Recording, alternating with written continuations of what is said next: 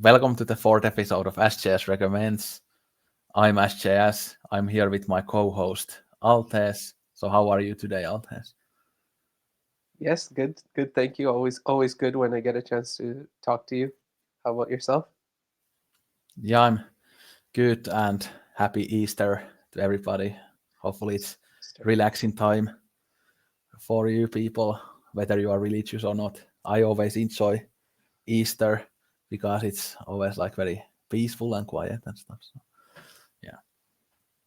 Hmm. But anyway, before we get into the actual topics, I mentioned in the last episode that I would show the birthday present that Altez got me, and I'm also gonna show the birthday present that one of our viewers, our number one fan, Tony, got me for my birthday because he watches all these podcasts and also rewatches them. Yeah, yeah. He said to me privately that he had watched the episode 2 like 4 times or something. Yeah, Oh wow, that's great. yeah, yeah. So it's good to have like one fan like that. So yeah. Thank you Only very one. much, Tony. But yeah. So this first is Altez's gift. So this is one of the new Radiance releases. This is a story written with water by one of my favorite directors of all time, Kichu Yoshida. It's a Japanese new wave film. I haven't watched it yet, but I will watch it very soon. I've kind of had a small film slump this past week. I was gonna watch it before this, but due to my film slump, because I wanna be in the right mood when I watch this. Yeah, But I know this was kind of the start for his crazier style, which is like very alienating and difficult. Although I guess from what I've heard, this isn't quite as difficult as Eros Plus Massacre or Heroic Purgatory. Those films we will talk about on the podcast at some point, by the way. But yeah, I'm yeah. very excited to watch this film. I've seen 10 films from Yoshida. I've liked or loved all of them. So I should probably love this one a lot too. So yeah, Yeah, well, you definitely should have that on your shelf. And yeah, very happy birthday to you. yeah, yeah. Thank you again for this great present. Yeah, because this was one Blu-ray that I knew that I had to get somewhere. So yeah, Yeah, and with the single pressing of just 1,500, it's yeah, you needed to have a copy. and then Tony's present. So he got me this 20th century American novel by James Baldwin called Another Country in Penguin Modern Wow. Classics. So I'm really looking forward to reading this one. I have read one Baldwin book before, which is this one, Giovanni's Room, and it's nice to have these editions as they are both Penguin Modern Classics and they have artwork from the same artist, so they go really well together. So Yeah, it looks connected. Those are really beautiful covers. I haven't read any Baldwin myself, but I would like to. So that's a really nice gift, Tony.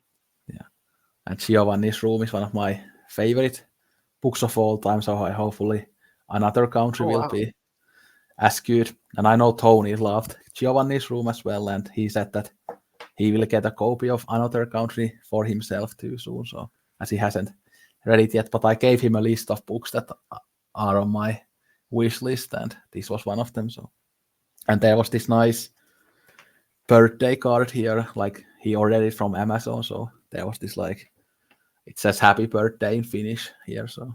Oh, very nice. So I'll keep this one as well. And I said to Tony that maybe I'll use this as a bookmark when I read Another Country. So That'll be fantastic. Is Baldwin difficult to read? I haven't read Baldwin before, but he was quite intellectual. So yeah, it's I think probably big part of the 20th century canon now, but it's not that difficult. It's quite raw and tender. I mean, there are political underlinings there, and obviously lots of layers, but I don't think it's that difficult in terms of the prose or anything. But very great stuff. really nice, really nice, Tony. But anyway, so the today's topics are Jacques Rivet's La Religieuse and Luciano Visconti's Le Notti Bianche, and we will also talk about Dostoevsky's White Nights a bit. although Altaz didn't get the chance to read the whole thing, but he read like two-thirds of it, and I read the whole thing, so we can talk about that a little bit, but we'll focus mostly on the film, as this is a film podcast. But I'll talk a little bit like what type of adaptation the film is and how similar it is to the short story and things like that. And then in the end, we will talk about Gustav Holst's The Planets, played by Herbert von Karajan and the Berlin Philharmoniker. And then obviously I will tell you guys the new picks for the films and for the music. Yeah. Yes. So, lots of interesting stuff as always. But the plan is to start with the Non or La Religieuse. I prefer the French title. It sounds way more fancy. Yes. Yeah. But I have the Blu-ray here by the Vintage World Cinema Studio Canal, so I think the Blu-ray looks pretty good. Yeah, I wish you had this slip though. You got it without the slip? Yeah, I have it, the slip somewhere, but I always take them off, so yeah. You're not a slip cover guy. Yeah, because I don't like when some movies have slip covers and others don't, so I can understand that, yeah. I want them to look kind of symmetrical. Even. Or whatever. Yeah, even. Makes sense. But I keep the slip covers if I ever want to put them on. Yeah, because this look says it all, right? Yeah. That look says it all. And that's obviously Anna Karenina, and this might be her best performance. She's absolutely magnetic in this film, but as always, I'll ask Altaz first that whether you like the film, do you have some general quick comments about it before we get into the themes and things like that? So. Yeah, I liked the film, and but I've watched this film essentially twice over the past 2 weeks because, as we were discussing a little bit about Kurosawa before, the first time I watched half in the morning, and then I had to go see Seven Samurai in the cinema, and then came back and watched the other half. So I think that threw me off in terms of the tone of the film, and really, to get into the film, because this is a film I feel like you have to watch with some peace, and your head has to be clear, and you need some space, and which I had trouble over the past 2 weeks finding. So then I decided to watch it all over again, or past 3 weeks, and then I decided to watch it all over again, and then I started to connect much more deeply with the film when I watched it again. So. Yeah, this was my third time watching it. I watched it a couple of weeks ago on Tuesday, and yeah, I still loved it. I've obviously said many times that it's on my top 5, but I'm not sure whether it's top 5 or top 10 or top 20 as it is at this point. So hard to rank the upper echelon of my favorites, as there are so many amazing films that I have seen. But yeah, the reason I wanted to also have this as our first Jacques Rivette film is that it is a bit easier to get into and a bit more simple than his other films, even though it's not like a simple film, but his normal style is very cryptic and very kind of non-linear and stuff, but this kind of has like a plot going from point A to point B. So in that plot way, it's a fairly simple movie, but obviously there is lots of themes there and lots of details and things.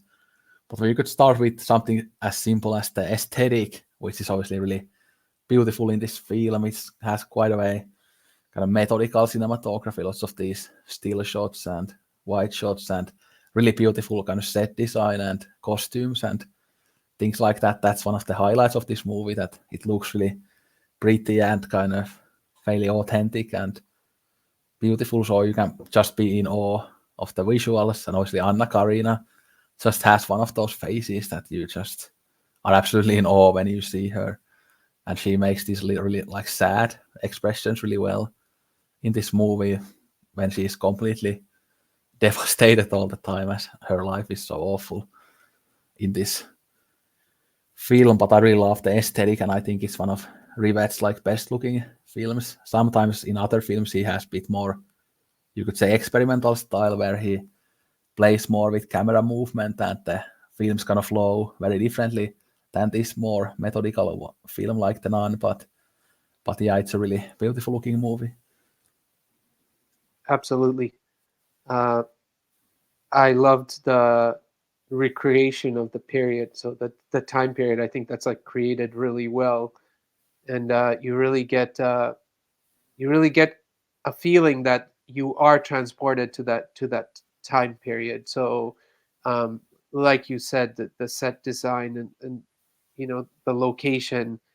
Um, so just you get a sense of, I guess, even the coldness in that world, because it has you can feel it in, like, in your skin and in your bones, like what it would be like to be there, like in terms of even like the temperature. Um, so I definitely love the aesthetic. I love the palette. In the beginning, a lot of green, gray, just very um, kind of dark, cellar-like, damp, coldness, and then when there's a shift, uh, then it's like a lot more color, and then you obviously get gardens and everything like that. So the contrast between basically the two parts of the film, or the two major episodes of the film, and how it's designed. So it's absolutely, and even the costumes themselves, um, the nun attire, and everything like that. I mean, that's definitely really great to experience in this film. And of course, this is based on a 18th century French classic novel by Denis Diderot of the same name, and this film is also situated in the 18th century. But I haven't read the novel myself. I know Tony has been reading it, and last Sunday when we talked, he said that he had like 50 pages left, so I'm not sure whether he has finished it yet, but apparently he really liked the novel, and he said that the novel is all about kind of her inner world and her, again, thoughts. Obviously, we get lots of that in the film too, from her facial expressions and how she deals with the other nuns. And there was this kind of one line that she says in the beginning of the movie that I wrote down. Although I'm gonna paraphrase it now, but she says that when she's asked that, do you prefer some particular convent? But she says that it's all the same to me. All the convents are the same, and that obviously ends up being the true in the way that she goes through different convents, and all of them just are awful in different ways. That none of them are kind of normal happy places for her. First, there is this kind of sadistic nun when the previous Mother Superior dies. Then obviously she goes to another convent where there's this lesbian Mother Superior who is like very sexually repressed. Even though that place obviously at first seems like really great place. They are singing and they are really happy together and they aren't as fundamentalist, but then it ends up being an awful place for her as well. So that like line in the beginning, like it's just great way to kind of foreshadow what will happen in the film later on. Yeah, absolutely. And what you said about, and I haven't seen other Rivette films, so I can't speak to that. But you were talking about complexity, and complexity in kind of execution, um, style, chronology, and all that, like playing around with all those conventions. But where I found this film itself to be quite well, thought provoking, is the fact that with the narrative that's there, yes, it's based on the Diderot novel, but what what is that? I feel like there's a lot of complexity in what's being presented uh, as a part of the narrative. These worlds, this whole world of the convents, and the statement, taking it back to the statement you pointed out, that they're all the same. So then you can kind of journey through that film thinking about this question: why are they the same? What is Rivette sort of what are his interests with respect to these worlds? Why are they the same? What particular factors cause them to be the same? Because I almost, once again, like a lot of these films, when it's like a closed world, like one of those prison stories, because this, some people call this the ultimate prison story, right? It's that they can act as microcosms to reflect on things in general, about human nature, about societies, about power, about dynamics, about desire, about you know social conventions and rules and laws. So um, there's lots and lots and lots, I think, in this film to think about, discuss, um, and Yeah, reflect on. I think one of the things that is kind of same in all the convents is how repressed the people are, how you cannot be yourself in any of them, and that's kind of very alienating. And then also there's also this exploration of kind of the hierarchy of the convents inside the convents, but also in terms of the church in general, when there are these outside people coming there to try to resolve the conflict. So there's these ideas of hierarchy, and of course this film explores so many themes like what is faith, for example. I think is Mm-hmm. big part of it, because there are these different people with different approaches to their faith. And of course our main character, what are her beliefs exactly? It's a Mm-hmm. bit kind of unclear in a way. I mean, she seems to be kind of, well, not very strong about her faith, obviously, and sometimes maybe she's even an atheist because she doesn't really want to be in the convents because she's forced there by her parents. But then there are moments when it feels like she actually believes also, but maybe not in the way that other people want her to believe. So there's this idea of like what is faith, and how you express your faith, and things like this, and then the connection of faith and repression, and or not having faith and repression also. Yeah, absolutely. Um, yeah, I found this to be in, and of course, you know, this film had backlash, and it was actually banned for a period of time, even in France, which makes you wonder when you watch this film, what was it about it that was so offensive? But I actually found this film to be quite a strong spiritual statement for all the reasons you just mentioned. Is that, well, there's another statement in the beginning that captured me when you're saying all convents are the same, but when the film essentially opens, we get this background on Diderot, the novel, uh, the social circumstances that are and context and history that are being depicted in the novel. But there's also this statement, and I forget who it's from, but there's this quote that basically, do not enter into this world unless you have complete dis- do not enter into the basically the convent or into this religious life, this monk life, this nun life, unless you have extreme disdain for the world. And I think I kept watching this film with, especially the second time, even more so, just with that in the background, and that's what started to make me feel um, quite ponderous about what is Rivette saying, because in some ways I felt like actually it is a very pro spirituality, pro faith film, because I didn't quite see um, Suzanne Simonin's character to be one that was not faithful. I felt like she was in some ways the most religious, because she was having such struggles, such extreme unfairness in her life, and often she was appealing to God, and it was like, oh, like, please help me through this personal struggle. And the personal struggle is this: I am being constrained by this dogmatic world that is cloaking itself as religious institution, but has very little to do with religion in itself and belief in itself. Yeah, that's a good point, and it's very interesting. Obviously, big part of Christianity is compassion, or if you want to take the good part of Christianity, it should be the compassion part. But we can see many of these characters here how they aren't very compassionate, and how our main character would be definitely a more compassionate person if they just gave her a chance. But obviously, many of the people are very selfish, and they are bullies, very sadistic, not very understanding. So they definitely lack that compassion.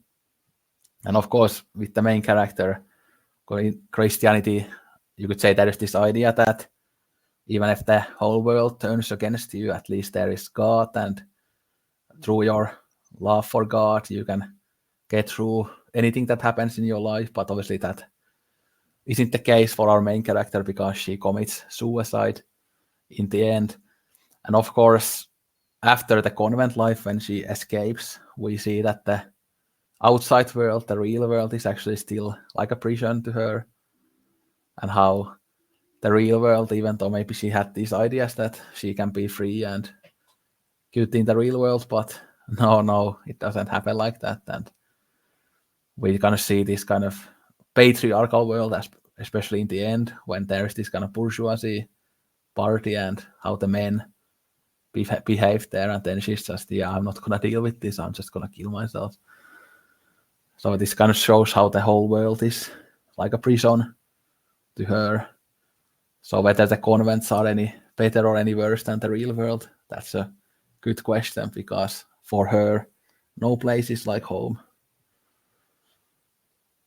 Yeah, it's such a like fascinating film, because in the crux of it, here is a young teenage girl, not yet 20, in search of motherly love, trapped in this world of patriarchy, right, and men. So even whether it's God, right, and we want to couch this is not to insult anyone's religious sentiments. We're just talking, about the film and what we see. So, I don't want, and it's Easter and everything. So of course, these are tricky things to talk about. But let's look at it. So it's like anytime she's in trouble, there's these men that are coming in, like you said, from the shadows, like they're outside the world, and they're like, okay, this convent is self-contained amongst women, but then the ultimate power, there's still a higher power to that.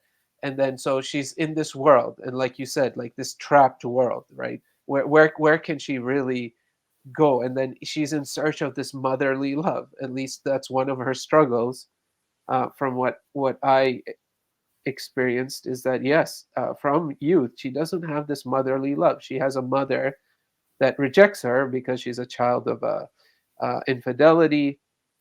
And then the mother then basically is close to death, so she basically wants her sins wiped away. So she now wants her daughter to do this extreme sacrifice on her behalf to purify her soul, because now she's concerned about what's going to happen to her soul after death.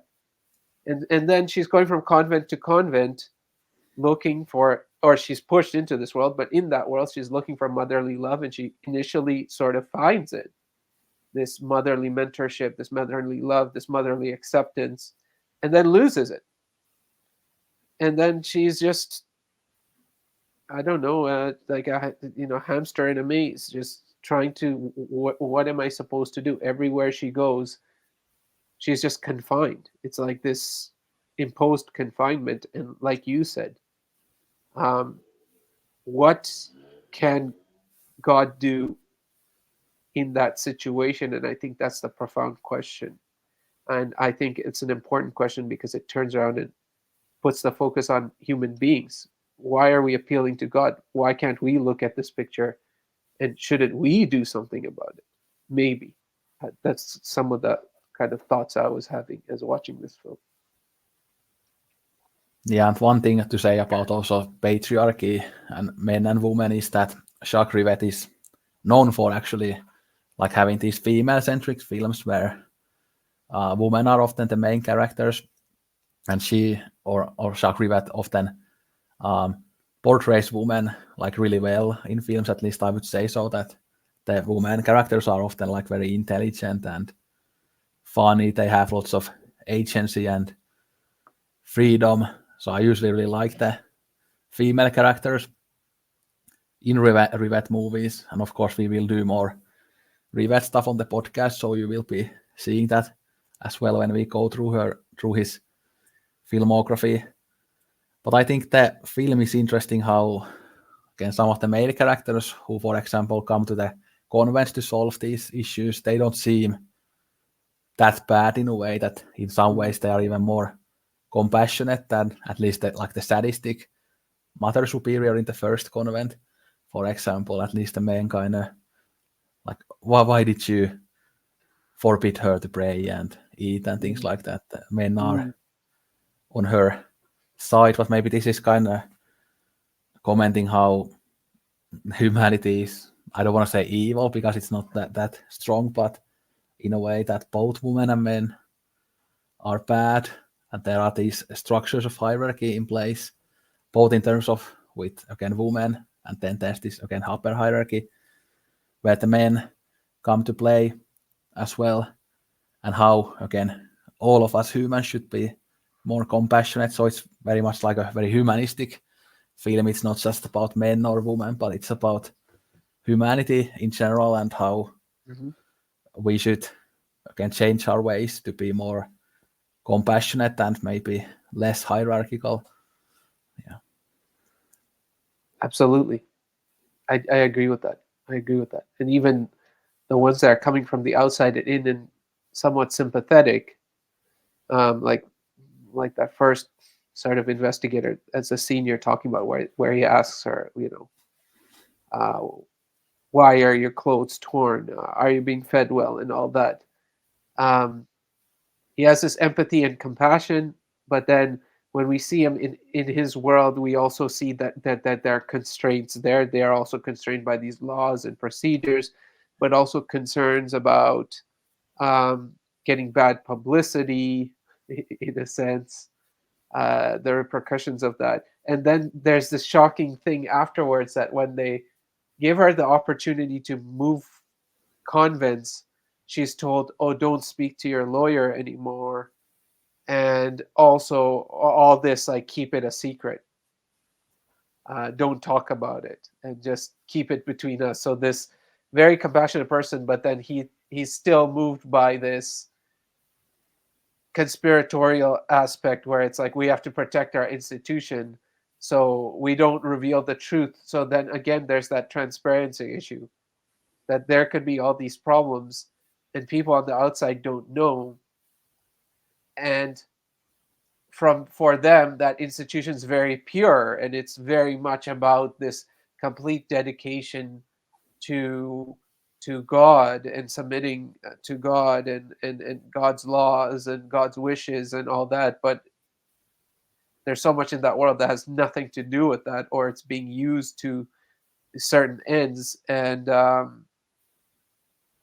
yet no one wants to talk about it, or it's not known, or the information is controlled, or removed from public consciousness.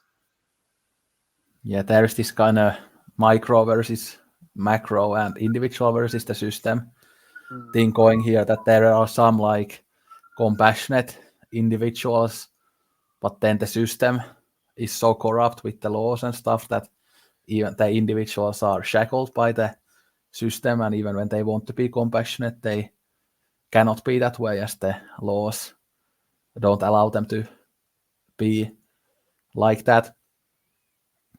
And I really want to go back to the ending that I mentioned, because it's such a kind of like a punch to the face in a way, and it happens really fast because most of the film is in the convents, but then when she gets outside, we see like maybe 15 minutes of her life outside. She's still, I think, praying in that kitchen, and we see her walking outside. But then when the party happens, and when the bourgeoisie kind of seem again compassionate for a little bit when they take her in, but then she sees the kind of brutal way of that life in the party, how kind of alienating it is and how shallow it is. But But yeah, then she just jumps out of the window and then the film ends. It's such a brutal way to Yeah, it's like a end just the film. what? Yeah, exactly. And that's what even in the beginning, right, with this statement, or in the beginning when Rivette makes the statement that this is a work of imagination, not to be reflective of truth or supportive of any generalizations of any of the groups being depicted. I think that's fascinating, even when you're talking about the journey and even the end. Why make the statement that this is a work of imagination? So what are we to? And I felt like that's the French new wavy part. I understand what you said. Like it's a much more conventional in its execution, but I think that there's definitely some of this what we talked about La Chinoise, that where it's like what you are seeing is art, what you're seeing is imagination, or um, it's very much. And I think I haven't seen Rivette, but I know he has this. I'm aware that he's interested in kind of doing movies that almost are like stage plays, or they're trying to perform a stage play or rehearse for a stage play in the course of the movie, like this whole Brechtian dialogue thing that we're talking about, where you start like breaking it up, like here is something I'm telling you very clearly, I am staging this for you.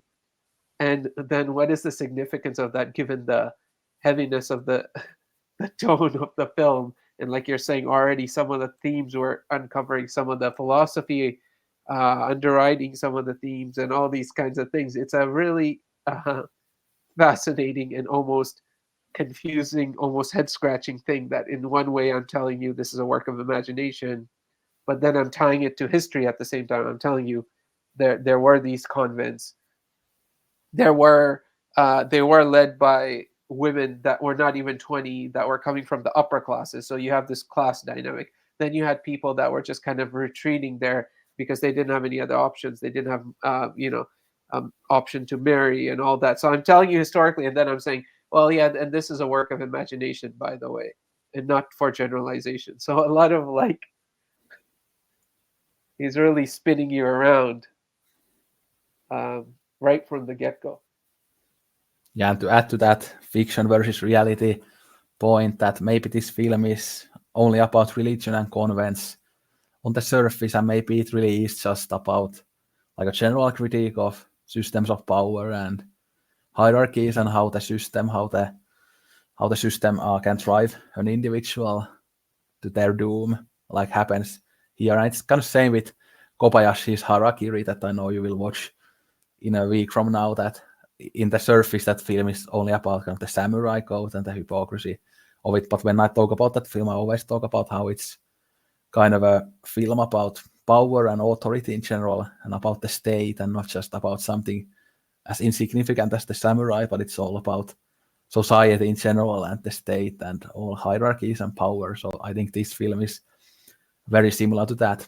And also we can compare this. I know I read some reviews that compare this to like Life of Oharu and Misoguchi films, how it shows this kind of female struggle in a corrupt system, in a patriarchal system. So we can kind of see how it is about these like very big things about the society and world in general, and not just about religion. So maybe the religion is just the kind of surface level there, the aesthetic, but maybe the film is more about other things. But of course, you can also, like we've talked about, read it from more of a like philosophy of religion and kind of theological point of view, as well as this kind of more political and bigger general analysis. And that's what is interesting about these films that we talk about on this podcast often, that how you can analyze them from so many different points of view. Just like last time we also talked about the return, how there's this kind of biblical symbolism there, but then there's the discussion about masculinity and growing up and things like that. So there are so many things about all of these films that we have talked about that you can analyze. Well, the next film that we are not gonna go into it yet, but that's maybe more particular than this. But yeah, it's very interesting how these films can be analyzed. Yeah, this can be analyzed a lot, this film, because exactly like you said, and that's what I started to feel, that okay, it's taking place in this thing, but this might be very um, intentional, because you take a case and then you say, okay, let's find that technically where we believe people are supposed to be moved by goodness, right? And God's laws, and like you said, compassion, love thy neighbor, forgiveness, all these things. How can cruelty exist there? Because one of the things is one of the questions, and I feel like this film is all about questions. So, what is the nature of human cruelty? Because religiously speaking, you would say, okay, cruelty, that's evil, or it's coming from the devil, it's coming from Satan, it's coming from this context. And then there are people who, and again, I think that's why he said that. He's like, I'm not generalizing, but I'm also not going to tell you that there are no people like that in there. And when those people are drawn to power, so powerful people, as we've discussed before, or people who have an interest in power, they will look for power wherever. So it's very clear that historically some people in need of power and influence or wealth were making the strategic decisions to join these institutions, or sending members of their family to join in there. And then once they're in there, now you see the existence of all these things, like petty jealousies, but more importantly cruelty, like immense cruelty, and also forces that can turn people cruel. So you have Suzanne having this one friend that helps her get her story out to an advocate, helps her get a lawyer, and then that same friend turning her back as soon as they said, I don't know, she's possessed by the devil, and now don't talk to her, don't speak to her. And so there's this immense human cruelty, and like you said, similar to things even in the human condition. And then there are these nuns that are turning against her, and they're spitting on her, and you're Satan, you're Satan. And then you start asking this question: where does this immense human cruelty come from? Yeah, and I think there's this kind of commentary how, okay, many of these people look like virtuous and like good people on the outside, but then they are like wolves in sheep's clothing. How people who look good might actually be really bad. And then, again, the main character who maybe at first you think that, yeah, she isn't as virtuous as all of these other people are going against her, but maybe in the end she is actually the most virtuous one and the good one. So sometimes like and also now I'm thinking that, of course, like even something is popular, something is like a mass belief, it doesn't make it through. So even though this is one individual against the group, doesn't mean that the group are right, even though there are more people thinking that way. But maybe the individual can often be right, and sometimes often minority opinions are the correct opinions and things like that. And by the way, that's kind of a good segue to kind of also talking about like the more personal connection to the film that I at least have, because I often, when I talk about this film, I often say that I can relate to the main character, which might seem like odd at first when you consider that she's an 18th century nun. But the reason why I can really relate to her is because she's like that typical outsider character, that she feels this loneliness, and wherever she goes, she faces rejection, and she feels like she doesn't belong anywhere, and she feels very alienated. So I think I can really relate to that, and I think many people, if you look at the film like that, can like really relate to the film, as many of us go through these types of states of mind and experience these types of things. We like cinephile recluses who don't belong with the masses, who only watch Marvel movies and stuff like that. You can look at it from that kind of very basic type of alienation, but also the more kind of spiritual one and the more in-depth one. Yeah. Well, exactly, because someone like you who's conscientious, um, you're going to have doubts and questions like she does. So I can echo as well, having that experience, because when you have like questions, and imagine you're like teenager. So this is like vulnerable periods, right? Like, and then you're already supposed to have a calling. So in some ways, it's also what a great film about, difficulties even in your teenagers, right? Because certain people, they're athletes, for example, and they're playing a certain sport, so they get an identity as a result. But she doesn't have an identity because she doesn't quite know who she is. But this pressure to put her on a track, that social stratification, you're on this track, or oh, because we can't afford a marriage for you, you got to go on this track, or you're a child of infidel, this and that, where she's a child, well, she's a person of consciousness, doubt, which now we can also get into some of the religious things, because I can see where people might have been getting offended, um, because she is that Jesus like figure, because she has doubts, she has questions, she is forgiving, she has compassion, because even when they ask her, do you have a complaint against anyone, and she said no. So that's very much Jesus forgiving whoever has who has done him wrong. There's literally even depicted when she breaks out of her room and they won't let her in to pray, and she's like on the ground, her clothes are torn, uh, and all that, and they just walk over her. I mean, that is very much reflective of a lot of the indignity, cruelty, and the terrible treatment that Jesus received from people while he was carrying the right message. So there is that thing that she is being paralleled as that, having that spirit of Christ in her. Whereas in the dominating people, they're supposed to be the ones who are supposed to have that spirit in them. So that contrast, that spirit has nothing to do with the institution. At least that's one of the things I saw. And personally, I've always had that question myself throughout my life, because I'm like, the institution doesn't reflect the spirit. The person can reflect the spirit. Yeah, it shows really the rigid social norms in these communities and institutions, and how, like you said, how the institution don't really reflect the actual beliefs in the Bible, or at least the good parts of the Bible. The Bible has a bit of everything if you read it, but Yeah, yeah, we won't get into that. Yeah, yeah, and stay away again, from yeah, that. But yeah, please continue. Yes.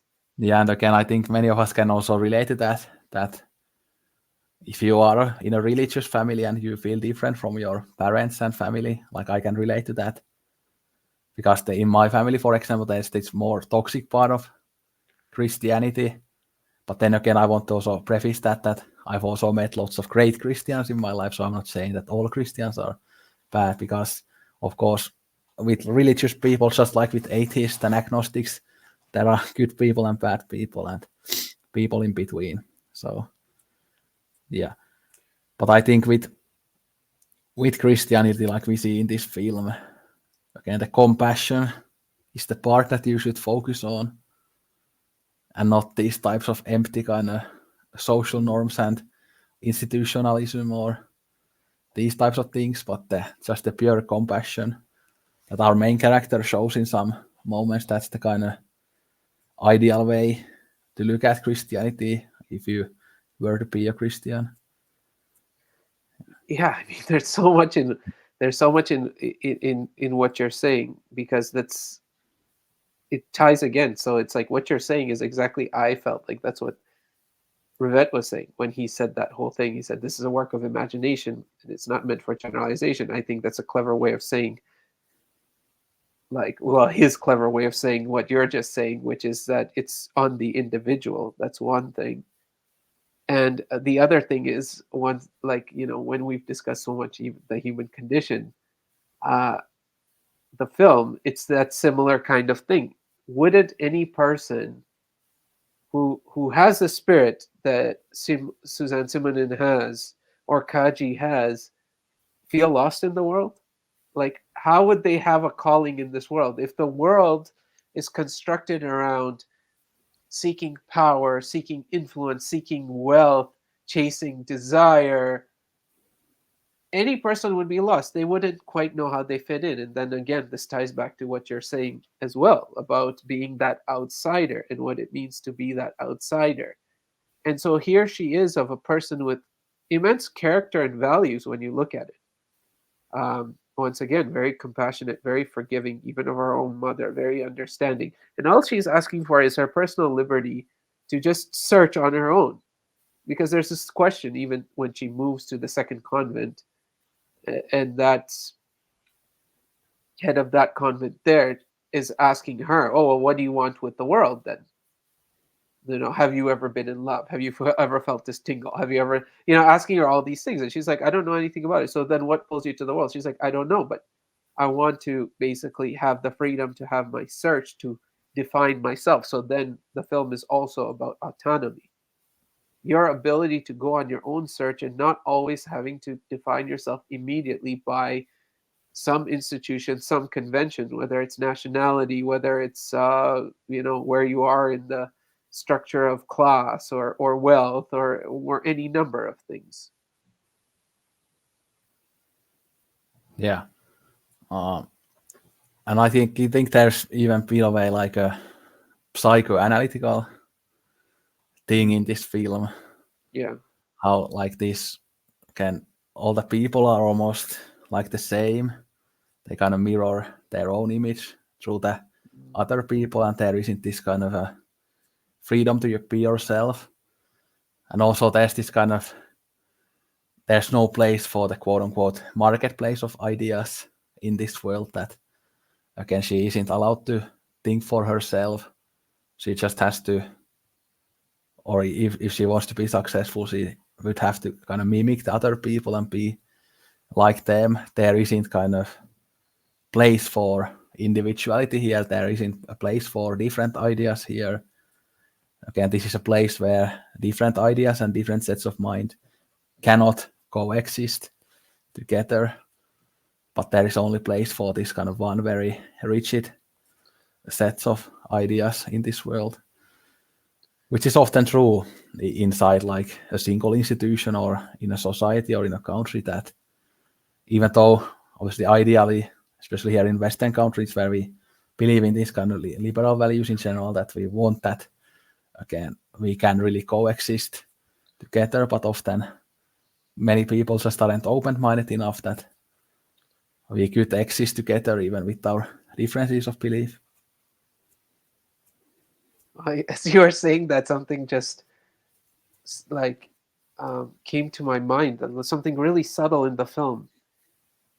There's that one point where she's like saying to the new mother superior, "Okay, like, thank you for the mirror," and she's like, "Don't mention it to anyone, they're banned." And what you're saying about reflection, so the idea of this really subtle thing about the mirror, so it's like, without mirror, so mirror is a source of vanity, but without mirror you don't have the ability to reflect on yourself either. And then there's also the subtle thing where she says, the mother superior kept saying, I guess the right term is mother superior, I hope I'm not using the wrong term, but the head of that convent is saying, "Oh, you're so beautiful, you're so beautiful." And she says, "I don't know if I'm as beautiful as you say. I always felt we're beautiful for others, not for ourselves." So the idea of mirror, that whole the thing where Narcissus now, she's also in some ways with the mirror, she's becoming more aware of herself, but also a world that's not very self-aware. And the second mother superior actually in some ways being a little more aware. I think she's a little more aware, she's a little more compassionate, but now she's stuck in this world of greed and desire and all that. So yeah, it just made me think of that when you said, "Oh, these people don't know themselves, they don't question themselves." I was like, oh yeah, the mirror. Because a mirror, we always say, look in the mirror, reflect on yourself, look in the mirror, what do you see? And it's a world without mirrors, so there's a world without reflection. I don't know if he meant that on purpose, or I'm just reading into it what I shouldn't. And we also really see in this film how when there's an individual who kind of stands out of the crowd, who is different, in some way that they are the ones that get the kind of negative spotlight, and they are ridiculed, and that kind of seems to be, of course, in the real world as well, kind of a constant, that if you are different, people will look at you, people will oppress you, and they won't leave you be in peace. So we can kind of see that in this film as well. So there are so many of these big kind of themes in this film. Like I know you said before we started that you were really nervous about talking about this film, and I was too. But now we've, as always, discovered so many layers in this film, which is always interesting how we go in just with no ideas, but then we just bounce back with this discussion and come up with the analysis on the spot. So it seems to work always. So that's great. Yeah, I was definitely nervous about talking about this film, but also because my first watch of it, struggling with it so much, because I think like stylistically, to be honest, like initially my first view of the stylistically, I had trouble with it because it's a very subtle film. It's like made in a very different way, so one can imagine, because I only knew the plot, so I think you have preconceived notions that uh, such film can be okay. I hate once again this word that I don't think is a bad word, but then gets used as a way to denounce a film, but saying melodramatic. So sometimes I felt like uh, it came off a bit cold or not intense enough, or at times I felt that certain things I wish I had seen versus being told. So there's that part about the hair shirts and the Bible, and then the lady comes in to search her room, and then she's just like, oh, and why are something about I encourage the other nuns to burn them. Simonin says that. So I wish I had seen that. Like how did Simonin, how was she convincing them, on what grounds to say like this is something you should burn, you should get rid of, this is unnecessary, this goes against the teachings. Um so I struck the first time, to be honest, because yeah, I think you have to be in a very patient, open mindset to fully let the film work on you. And then it's like, luckily I got the other opportunity. So I was very nervous. I was very nervous to talk about it once, that it is so complex. Because even talking about what I just shared, that scene just made me think of like 10 other things that are relevant to discuss. Um, yeah, and so yeah, definitely was nervous, yeah, but I'm enjoying the Yeah. conversation. And the one thing that I didn't mention that I was gonna mention in the beginning, but I forgot, was the music. Because there's The these music. moments where the music sounds like almost like a horror soundtrack, Mm, when we see these kind of almost like surreal shots of her like going through the walls and with these weird poses like in a painting, and then we have this yeah, it's kind like of very Suspiria. horror like yeah. The soundtrack reminds you of even something like The Shining or things like Yeah, this. yeah. That very kind of Dum, off-putting. dum. Yeah, and it Yeah, really sets the tone.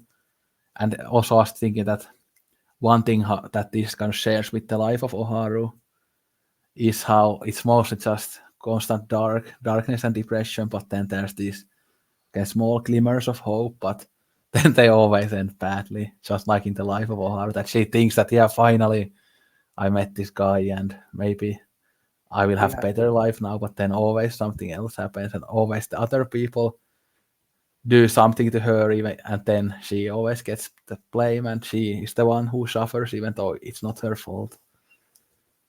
yeah. It's shattering. It's shattering, and you're right. The sound is a very important and interesting part of this film, because one is just the background sound. Like sometimes in certain scenes, when she's being forced into the convent, and it's all you hear is the bell. There's dialogue going on, but it's like ding, ding, ding, ding. This really loud church bell, and like you said, and sometimes these really minimalistic, almost industrial, like creepy sounds, like and you, it doesn't. And I felt like, yeah, this is some of the new wavy part, right? It doesn't necessarily go with the time period, or not certain sounds, but it really creates that atmosphere of what's actually going on, and then broken in with all this music. because all in all, each of the convents there's a definite love and appreciation for music. So we could even talk about what he's trying to say about art and music there. Because in this darkness world, one of the refugees or one of the refuges and escape is always art, and no one is challenging music um, in any way. So Yeah, that's also another point that I can really relate to in the story, how the music is the safe haven, the refuge, because that's what's been the case in my life too. But I was also thinking about this another theme of this movie. Maybe this will be the final theme that we will discuss, but the film kind of seems like a critique of meritocracy in a way when we see her as the kind of most virtuous and possibly the most intelligent person, but she's the one that never goes anywhere, even though she has all these the compassion, the virtue, but she is the one who always stays in the bottom in a way and never gets to rise up. So we see that often the most violent, corrupt people are the ones who get in the top. I mean, you can mention that already earlier as well, and often we of course say that power corrupts, but often it is that the people are corrupt in the first place, and that's why they seek power. So. yeah, exactly. Yeah, you're absolutely right. I mean, it's definitely a critique of that 100%, even to the point where she's like, let me out in the world, let me figure it out for myself. I'm not going to ask for inheritance. I'm not going to ask for anything. I just don't want to be locked up here. And they're like, no, you can't, because I can't trust that you're not as greedy as me in a sense, or your focus and your interest. So it's like all these things about not trusting purity, whereas in we're seeking purity. So once again, there's hypocrisy, juxtaposition, or irony. We are searching for this purity, and we're always appealing to, oh dear God, oh give us this purity and all this stuff. And then when there's purity amongst us, all we do is we're suspicious of it, because we're like, there's no way you're going to turn around and maybe you'll make a claim. You're saying you won't ask for this money, and you'll go off on your own, but then you're going to change your mind, and then you're going to do this, and you're going to do that, and then you see this people purposely trying to corrupt that purity too, right? Like in the new convent, where it's like, well, did you get that dowry back from the first convent? You should get it back, and then we'll split the proceeds. That Mother Superior is trying to.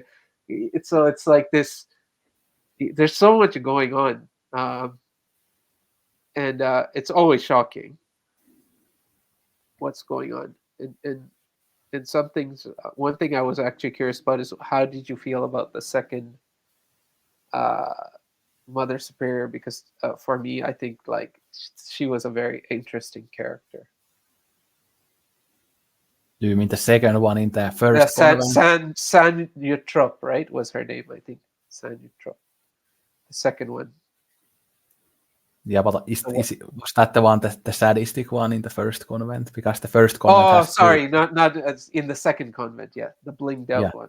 yeah, the lesbian one. So The one that was yeah, iced out like a rapper. yeah, yeah. I mean, she's very, very interesting. She's the kind of, again, I guess the maybe even more repressed than our main character, because she just cannot avoid trying to go after her desires and everything. But she's, of course, she seems like very compassionate at very first, and that convent seems like a really good place for our character. And when I was talking about the glimmers of hope, obviously in the beginning of this convent, it has those glimmers of hope that maybe finally she belongs here, but obviously then it doesn't happen that way. And we also see this kind of hierarchy in this convent of how there's this other nun who, I guess she's in love with the Mother Superior, but then she gets jealous of our main character because she thinks that the Mother Superior is only gonna give her attention to our main character attention, but then she's gonna forget the nuns that were there before her. Yeah, I really felt for her.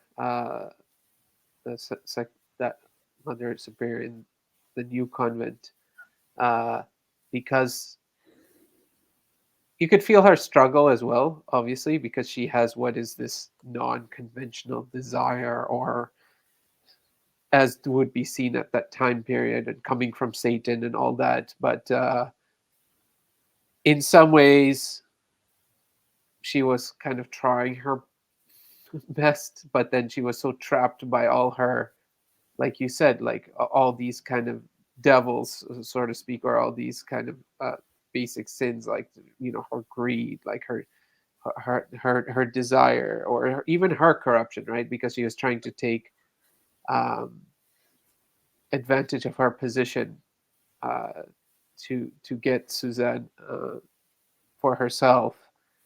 Um, and all that. So I felt a lot for her, especially when she goes mad, completely just mad with desire, and she can't have something that she just wants.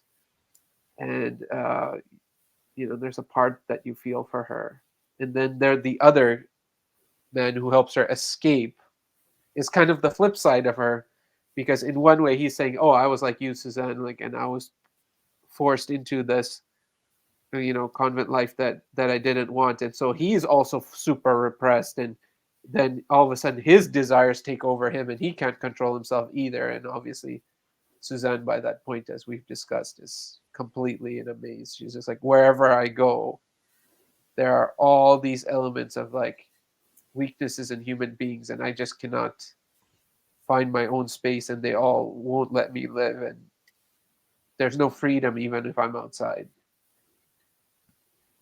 which is quite a strong point to make at the end.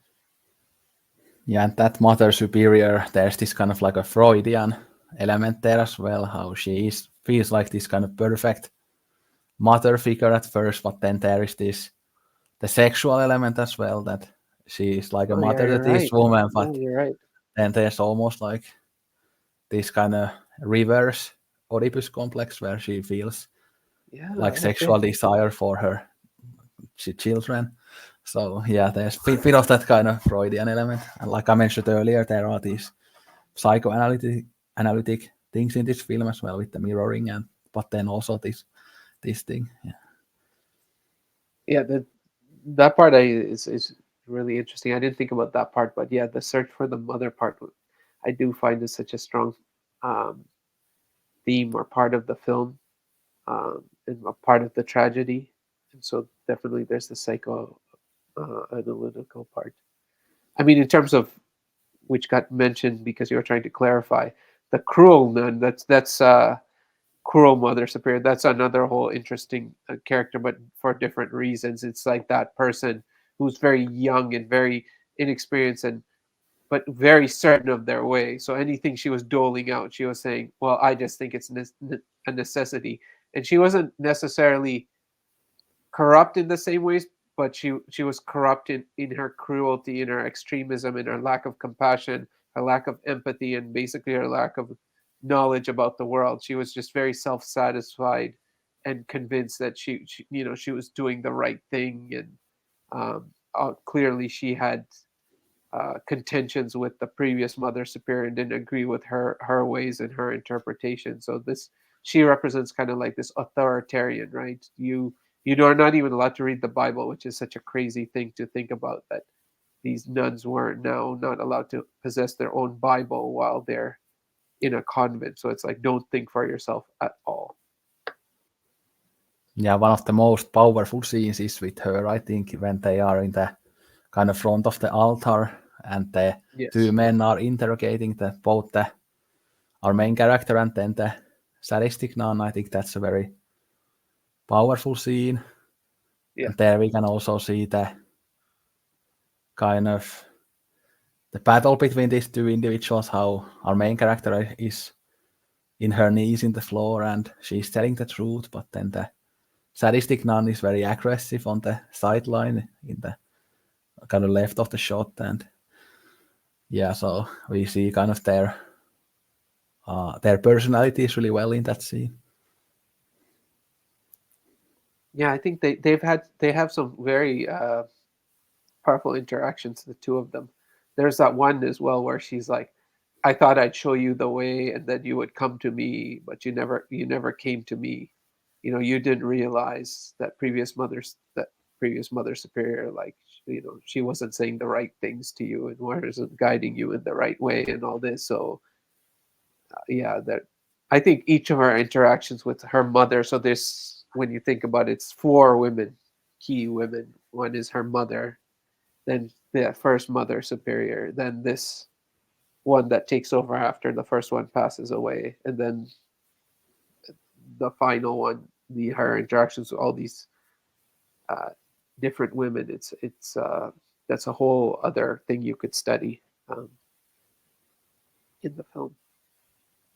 Yeah, one of the kind of more horror-like scenes happened with the sadistic nun and with the other nuns when they are just calling our main character like Satan and they are all like pointing their fingers at her and there's all the music playing at that point and then we see the scenes like what I talked about where she kind of walks like slowly next to the walls and does like these weird poses like in a Yeah. painting. Yeah, love that stuff. Yeah, it's great.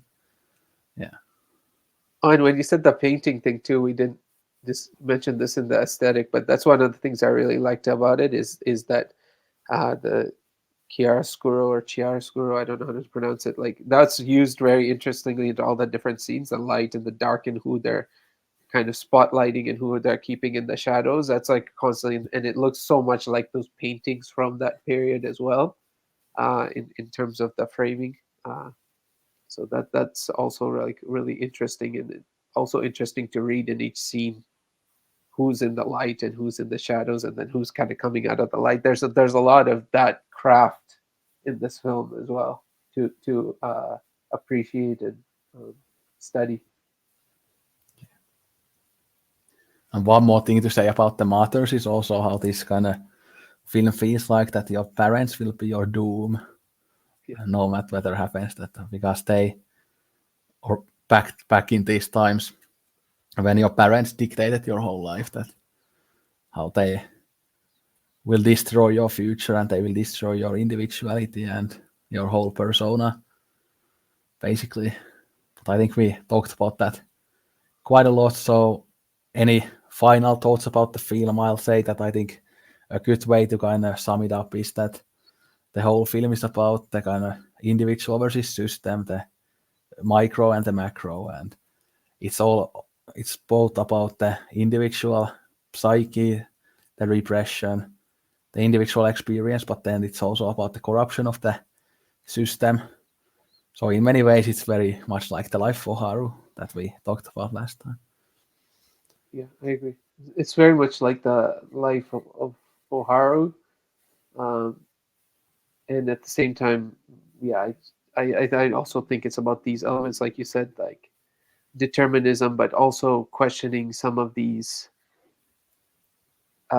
like darker elements of the of humanity or in our own instincts, and then also some of the beauty that can also exist with the music and the uh, and all that. So yeah, all that combined. But it's a great film to revisit, reflect on, and definitely not one that if you watch it the first time and if you seem to struggle with it, I would say don't give up on the film. Like watch it again because now I'm really keen to even revisit it in some time again and see because there's such powerful expositions of some of these things that we're always kind of exploring and interested in. And I also want to read the book at some point. I'm Yeah, getting I it. definitely too. Yeah, Yeah, Diderot has quite a few interesting sounding books, and he was also like an Enlightenment era philosopher, and he also wrote like encyclopedias and stuff for money and stuff. So he seems to be like a very interesting figure as well. yeah. I didn't know it was Enlightenment period. I didn't put the two together, but now it's like you mentioned that you can also then understand that a lot of the things being discussed in here would also be very much connected to the ideas of the Enlightenment as well. So definitely the individual, definitely liberty, um, and power, repressive power structures, and yeah, and just established order. So yeah, there are a lot of things, but yeah, I'm very curious to read as well the original novel. It's also available in the Oxford world's classic, so I probably will get that edition. Yeah. Yeah, I would love to. Yeah, I would love to. Yeah, everybody can see that those white books in the top shelf, those are all my Oxford World Classics. So I have quite a few, and obviously there's this Dostoevsky one. Yeah, they do really nice covers and everything like that. Really nice presentations. Yeah. Of all the books. But anyway, that was it for the Nun. I really enjoyed talking about it. I think we both gained a lot from this talk, and now we understand the film way better ourselves. Yeah. Yeah, absolutely. Absolutely. Sorry, I just got called distracted by the cover again. Because after this discussion, then when you see the images, they just seem much more so powerful when you see each of the different images and then you remember the scenes and the events. Very worthwhile film. Yeah, let's do your two. See this one in the cinema. This would be good in the cinema for sure to see it on the big screen. Yeah, I would love to see this one or any Rivet in the cinema. I've never seen anything from him in the cinema. Yeah. But we'll see which Rivet film I'll recommend next. I think we're probably gonna do like a couple more this year, probably. So yeah, we'll see. Yeah, it's nice 4-hour ones. Yeah. This would be a short film for him, I think. Yeah. I mean, Celine and Julie go boating isn't that bad. It's a bit over 3 hours. But I even saw in this Radiance release of L'Amour Fou, and then I was like, oh, how come they haven't got the runtime? I'm like, I bet because it's long. They don't want people to be detracted from getting it because it's long. Then I looked up the runtime, and it's like over 4 hours. Yeah. Which is nothing wrong with that. But yeah, you really have to put yourself in the right space, clear everything away, and really immerse yourself. Because this could have easily been 3 hours, and I think it could have even added more sceens. Yeah, especially with the kind of ending sequence when she gets out of the convent, you could have added a bit more there. Yeah, and even a little more interactions with her nun before she gets chastised and all this excommunicated.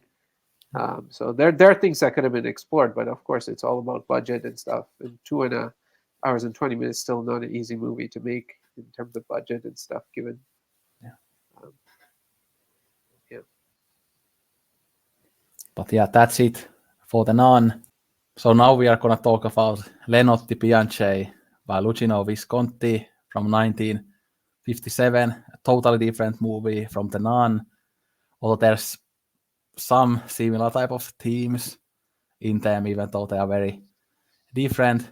But this film is based on a Dostoevsky short story called White Nights that I have in this collection. It says A Gentle Creature and Other Stories, but one of the stories is White Nights, and I finished reading it a couple days ago, and I really loved the short story, but I also love the film, and I'll talk a bit about the differences and the similarities, and it kind of further made the case for Dostoevsky being my favorite author, as I love Crime and Punishment and Notes from Underground, and also like the Double, and now I love the White Nights. So yeah, I love Dostoevsky, and I have the Brothers Karamazov on my shelf as well, but it's over 1,000 pages, so that's why I haven't read it yet, but obviously that's supposed to be the magnum opus. But anyway, now I'll ask Altaz whether you like the film and some general thoughts. Altaz has the Criterion DVD, by the way, but I watched it on the Criterion channel, and I actually wonder whether the DVD looks better than the Criterion channel, as on the Criterion channel it's actually on 1080p, so it almost looked like a Blu-ray copy of the film, so I wonder whether the DVD or the streaming copy looks better. Hard to say.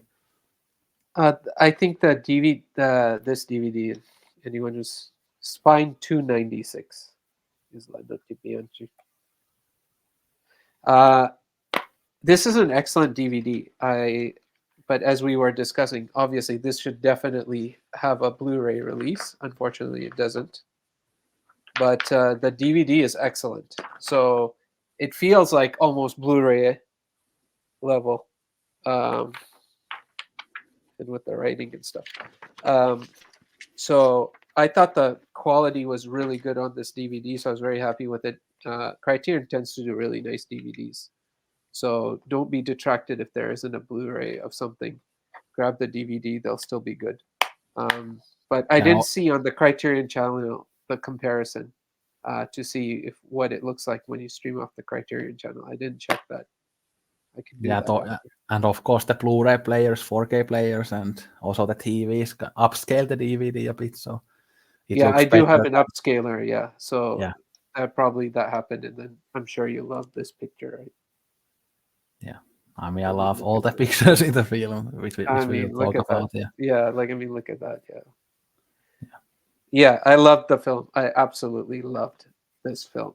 So it's just a wonderful, like it's just a film. It's like it's got everything, like you said. It's like it's romantic, but then it's got the it's not necessarily a happy ending.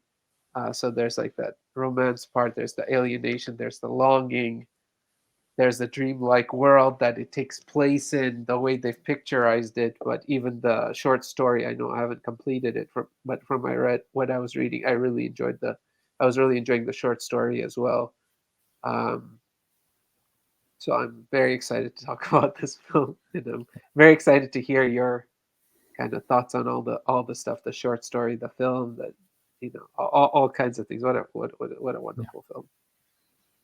Yeah, it was actually very weird for me as I finished the short story in like Thursday night, and then I watched the film last night, so kind of consuming the same story twice in such a short period, because I haven't done this that many times in my life, that I read and then watch the film immediately. Often I have kind of space in between.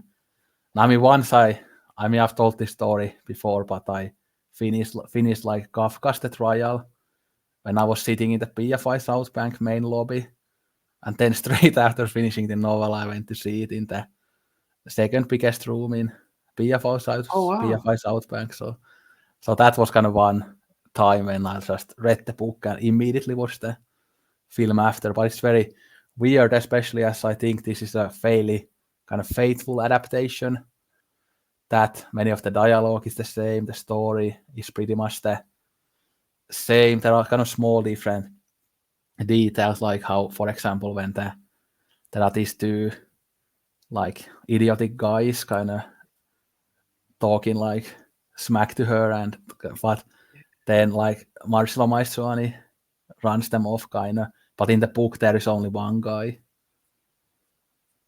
And also the ending, although you haven't read the ending, but it's pretty much the same ending, but in the book he actually reads a letter from the woman, but in the film he doesn't read a letter in the end. And then also like how she gets back to with her old lover, it's a bit different in the book than in the film, but it's basically the same. So, and of course the book is I'm sure you have noticed this as you've read much of it, that it's very dialogue heavy, that there isn't like very much like description of the environment. So obviously Visconti got to kind of have his own vision of the visuals, as the book doesn't explain that much. It's very much just the dialogue between Nastenka and then the main character. But of course in the film the visuals play a huge part. And of course it's a bit different, as the film is in the 20th century Italy, but the short story is in 19th century St. Petersburg. So obviously that gives a bit of a different dynamic to it as well. But yeah, I really love the visual style of the film, even though some people complain that it's a bit too artificial and staged, and it looks like a kind of like a set, and maybe not as lived in as you might want it to be. But I know the like the light and the dark, all the visual symbolism with the bridge and the canal and everything, and how kind of all the shots are so methodical and beautiful, how the characters are placed in the shots. And of course, the ending with the snow, it's just absolutely beautiful and very sad when Marcello character Mario walks by himself and he's all alone again, and then the dog is in his feet and everything. It's just a very sad ending. I remember the first time I watched it, I was just absolutely crushed. Yeah, and in the book, it's very sad in the book as well, as it has like very beautiful prose and stuff. Yeah. Yes. So, like you said, it's always one thing is people always, even I used to feel like, oh, you do one or the other. You read the book and then, okay, maybe you wait some time to watch the movie, or you can't, kind of do it together. But one time I did do it, but in reverse, was Drive My Car, like watch Drive My Car.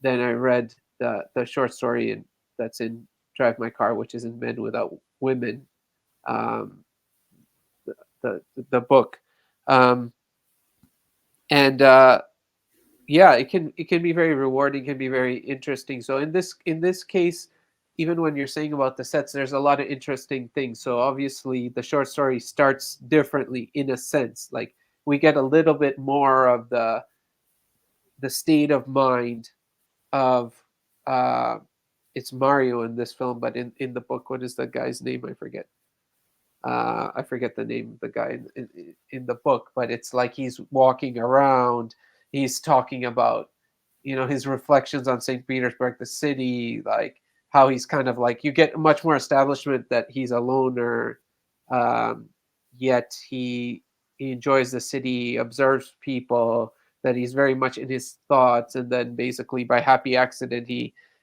ends up on the edges of town, so more in the country, basically meets these farmers and has this great day and comes back. Whereas in the film, kind of is starting at that point. He's with this group of people and seems to be having a good time.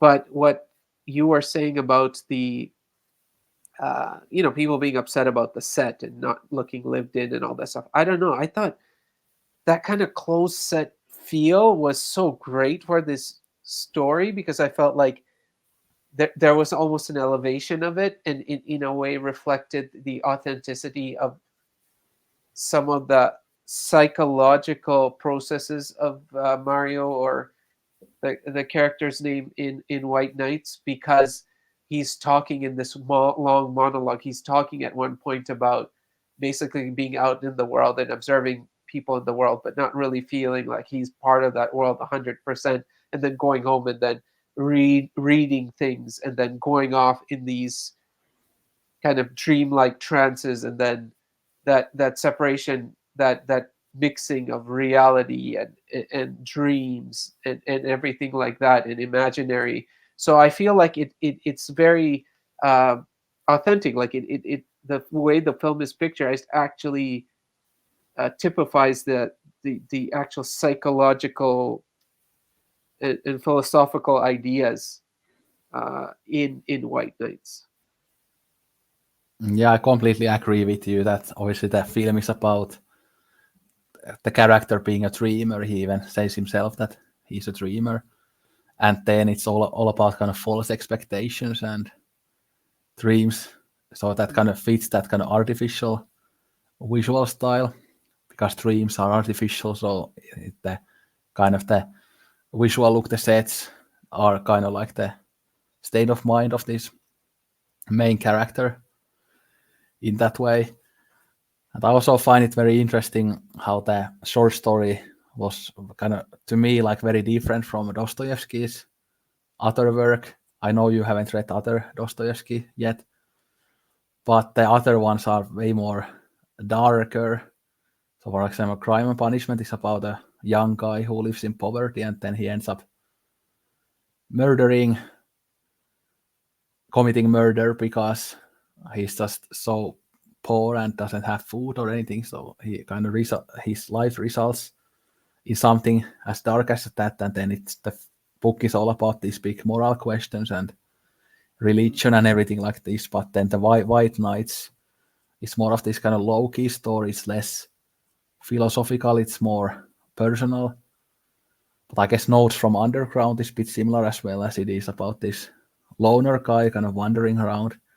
And by the way, if you ever want to read more Dostoevsky after these stories, I think you should go for Notes from Underground next, as it is like only like 100 pages or so, and very deep and philosophical and very great stuff. So yeah, but I think out of the ones that I have read, this has like the biggest connection to the Notes from Underground, and I think White Knights came before that. But what I love about this story, both in the film and the short story, is that it's this kind of low-key story about two people and their wishes and their dreams, their ideas of love.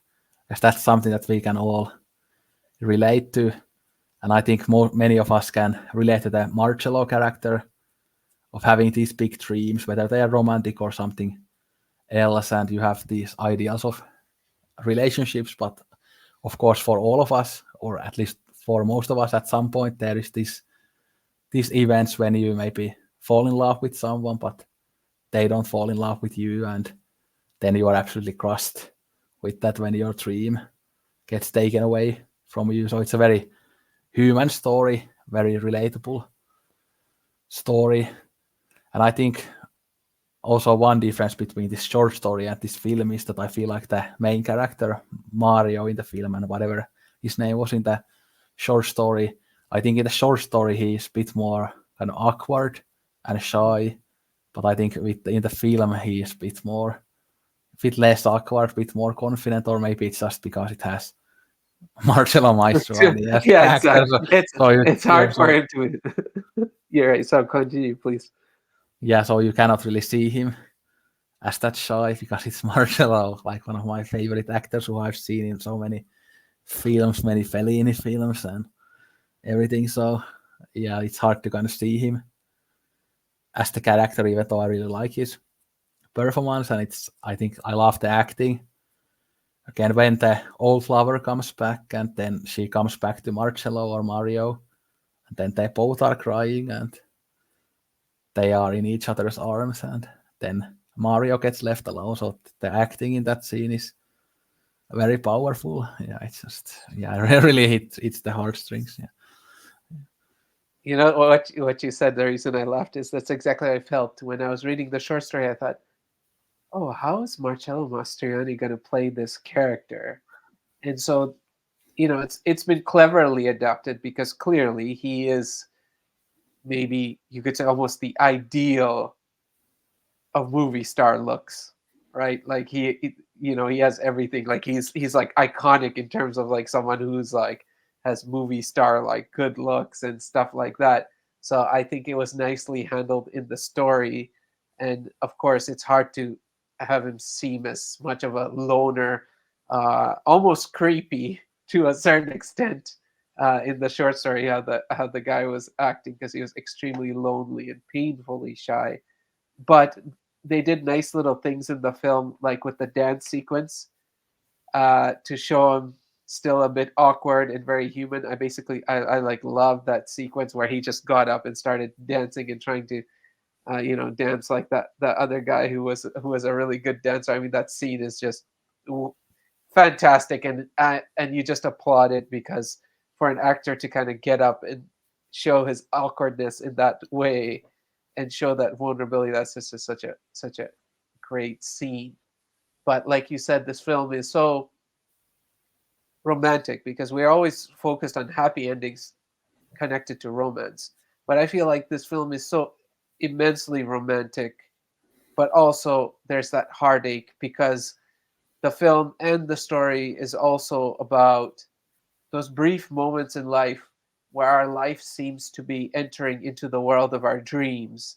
And for that brief moment, you you have this transcendental experience. You're now living in this world of your dreams, and on beauty, and everything seems to be right with the world. And then, unfortunately, life has a way of coming crashing back in. Reality coming back in to ground you a bit, and it all ending off a bit melancholy. But it's such a beautiful film. It's such a beautiful uh, story. Um, yeah. the performances and it, everything about it. It just stays with you. You want to watch it again. It's like, how is this not? I see this as every level that we applaud Casablanca. This should be right there with Casablanca, or even I don't know. Some could argue above it, but it should be there with it because if you're thinking that heartbreaking, beautiful, like romantic story, then this is like just right there too. Yeah, I was gonna read the few last sentences of the novel here because it relates to the stuff that you were talking about. So, may your sky be clear, may your sweet smile be bright and serene, may you be blessed for the moment of bliss and happiness which you gave to another lonely, grateful heart. God in heaven, a whole moment of bliss, is that not sufficient even for a man's entire life? And that's also what my son says in the end, that final sentence. Is that not sufficient even for a man's entire life? So, Yeah, so oh my that's God. you have that kind of you feel like your dream has come true, and they are in the snow, and they have the snowball fight and Yeah, everything. But then it just goes like this, like it's like a car crash, like metaphorically that it's just suddenly the lights go out, and it's just so brutal in that emotional way. Yeah. and it's interesting how it relates to something in the Nun as well. That song she sings, where she's like at the new convent, where the lyrics are, oh, the joy of love like lasts like a day, but the heartbreak of love like lasts a lifetime. And I think it's so interesting because it's like juxtaposing the two positions. One is kind of saying, well, there's that one moment, and then you suffer your whole life from the heartache of losing that love. Whereas in this is almost like, can that one moment be enough to sustain you in life? That one short moment where your life raised to the level of your dreams, and you had that, where both such touching sentiments and the thing we struggle with our whole life. Um, but yeah, that snow globe type experience with the stage set and the snow coming down and these two, and they're walking around the sets, and it's such a great film. It's yeah, it just touches you to the core. Like, I agree with all the praise that you were giving this film. And also one thing to mention about the ending of the short story, that our main character talks about how he suddenly sees his maid as like way older. So he kind of starts thinking about his own life, that will I be soon like old and alone and bitter and not finding love, that you have this moment of bliss and happiness, but then you will have this kind of resentment for the rest of your life and you never get over it. And of course, I think many of us can relate to, like, especially when you are young and you are in love and you feel like, this relationship will be there forever. This person is the one for me, but it very rarely is at that point. But I think some of us maybe will have that bitterness for the rest of our life when you have this kind of true love that doesn't come true, which is just as sad as anything in life can get. But there's certain beauty in that as well, that how you can have that level of love that you will never forget it. And also you just mentioned the Nun, also like the one thing that I think that is the kind of similarity between the two films is that, of course, they both are about loneliness and alienation. So in both of the films, we have a main character who is very alone and alienated and kind of wanders around, but never kind of finds happiness anywhere. So that's like a big similarity between the two films. But of course, in many ways, they are just totally different. And the Notti Bianche is more about this very kind of particular thing in human life, but then the Nun is more of this kind of wide, systematic critique of pretty much everything. So, yeah. And here's a question for you: in La Notte Bianche, did she her choice at the end? Did she choose fidelity over love? Because here's the thing: there was that question of, okay, you love someone and they don't love you back. But in this case, there's also this ambiguity that she was enjoying that same white night with him, with the snow and everything, and she was also falling in love. And that as soon as she saw that, oh, there's this fidelity obligation, she returned back to the fidelity obligation versus sticking with the potential for that kind of dreamlike love. But I don't know, it's ambiguous, so I'm wondering what do you think about that, her choice in the end? Is it fidelity over love? Well, I actually think it's love, but I still think that she made the wrong choice. Because one thing I was actually going to say earlier when we talked about Marcello and then the character in the book, that I think that her old lover that she gets back with in the end is actually like very creepy guy. He Yeah. looks like that very controlling, like bona fide example of toxic masculinity and like a control freak and those types of things. Like he's very creepy. Control freak, Yeah. right? Control freak, yeah.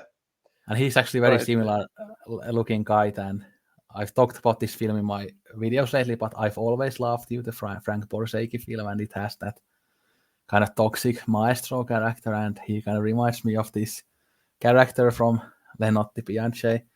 But I think she should have gone with Marcello, as Marcello is clearly, I mean, he's even a better looking guy, and then, but also kinder, nicer, more understanding, and then the old guy just, I mean, he's just, I don't know, maybe it's just the looks, but he just seems so creepy But to you know me. what? Sorry, go ahead. But Finish yeah, your thought. maybe there's the idea that with her as well, that she just cannot get past this love that she had with him, that you are always stuck with like your true love when you find it. So it's kind of a very similar case with the main male character Mario, that he maybe can't never get over her, but she couldn't ever get over her old lover either. So it's about the kind of how love will stick with you and stay with you. Yeah. But what's suspicious is the whole unreliable narrator, because the story is being told to us by Mario, right? Even in the short story, it's like they're telling the story. So that can also be that. I wonder if the guy she went back to really was like that, or the narrator in their bias, because they love that person, they believe that person should have been with them, may have taken some liberties to paint them in a certain light. So there's that question as well about the audience and the narrator, because we as the audience also want to believe that 100%, because we are 100% in empathy with the Mario character, and he's telling us the story, so we're like right there with him. So if he's saying this guy's a bit, he was like that, and he was like, come with me here, and took charge, and but then there are these kind things he did, right? Being able to woo his aunt and uh grandmother and all that, take her to the, he was willing to go through all those steps just to win her love. That's kind of a, he could still be toxic, but there's also the potential for that there was some kind of kindness there too. So that's also interesting. Can we fully rely on how it's being presented? And I think Visconti did the right thing by uh, casting casting the right person, because he's coming across with those vibes, those very like, he's a stranger, we can't really trust him. Is he even a good guy? Kind of thing. Yeah, and in the end, we really don't know much about him. Of course, in the film, we have the short kind of flashback, and then in the book, there's this like short chapter called Nastenka's story, where she tells her story about her grandmother and then about the guy, how he moved there and how he borrowed the books, etc. So we really don't know much about him. We just see those brief scenes when they go to the opera and when he gives the books to her, and but it's very ambiguous, like why she loves him so much. Yeah, we don't kind of see those kind of like those cliche syrupy kind of moments of how they fall in love with each other that much. even though it's a very kind of dreamlike film, you would think that maybe there would be scenes like that where they are just all cuddling up and all in love, but there really isn't that much of that. So it kind of really leaves it very ambiguous. And she feels like almost that Nastenka, or I think her name is Natalia in the film, that yeah, she's kind of very obsessive about him, and maybe she has fallen for him a bit too easily, that maybe she fell for him due to also like intense loneliness and stuff rather than the person itself. But it's just the person was there and that's why she fell in love with him and not because the person was that special. Maybe it's the same with Mario, that he falls in love with her just because she's there, because there is no one else in his life. He's very lonely. He's with the maid all the time. He goes to work and wanders around. There's not much going on in his life. So the first person he meets, he falls in love with him. And of course, that's true in life too, that very lonely people, they might be happy even in kind of more toxic relationships because you feel that at least there is somebody there for me, whether that somebody is good or not. So it's very kind of, again, these are very difficult questions about these relationships, but also about like human relationships in general. Yeah, and it's like one of those things that we even discuss in our Snowberry chats and even individual videos, is that something like this, it connects you with, to know that, okay, this was something, that was a matter of the heart, even in like the 19th century. uh, Makes you feel more connected to the whole experience of humanity, that this is still something that people are challenged by and struggle with. um, and so it's such a profound moment, right? It gives you this kind of connection, this legacy. You could say, oh yeah, people felt that way then too.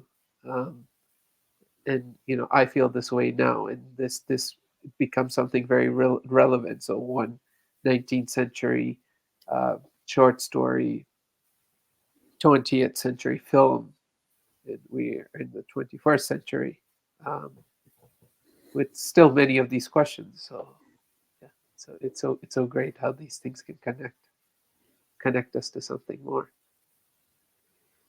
And we can see kind of the control and the lies in love, for example, with the letter situation, because he Yes. doesn't want to send the letter to the guy and stuff, how he is so obsessed with her that he doesn't want to help her with that and stuff, even though he's kind of accepting of the fact that she's still in love with her too. So it's kind of very kind of, there are these opposites, this weird dynamic of going back and forth in these relationships.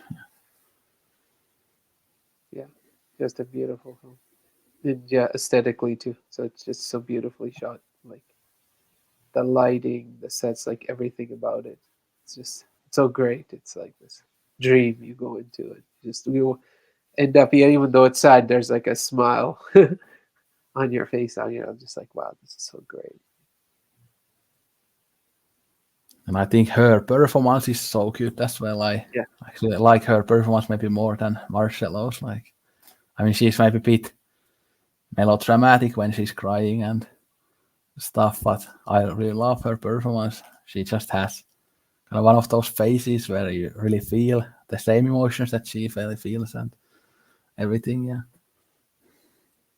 yeah, absolutely. And then you can feel, because that's also important, right? You have to feel why he has completely fallen for her, and because she has that charm, and that that combination of that charm and that zest, but that also coming from this kind of tragic kind of story, and all that. So yeah, it definitely gives rise to that rescue feeling. So again, there's that other part too, right? This he part of him wants to now rescue her from this tragedy, and even that stranger border that she is now attached to represents a part of her former life, and he wants to take her into this new life of dreams and love and beauty, and he wants to basically erase um, all those things from her life. So there's that element too, and she, of course, her performance and her look, and she's like perfect for the character, and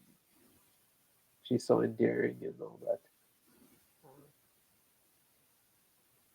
Yeah, the film feels a bit more kind of over the top than the short story. Like Yes, there's the fight scene, for example, that's a bit over the top when he's just fighting all these guys like by himself. Like it feels a bit over the top, but not in a bad way. It's a fun scene, but yeah. but like, of course, because the short story also has those, those brooding existential like monologues where he's talking about people coming to your home and you not really knowing them, and then going on straight, like, obviously he breaks into these things that are very, seems like that Dostoevsky's concerns. So there's this whole intellectual breakout, whereas in yes, this is a very much cinematic and very much tied to this tradition of films, even Hollywood and stuff, that like that kind of romance. And I think I even heard in one of the extras them saying this film feels much more like a French film than an Italian film. Um, so of course, yeah, it's different. It's not the same story, um, in that sense. It's about different things in some ways, but it's nonetheless a really brilliant adaptation too.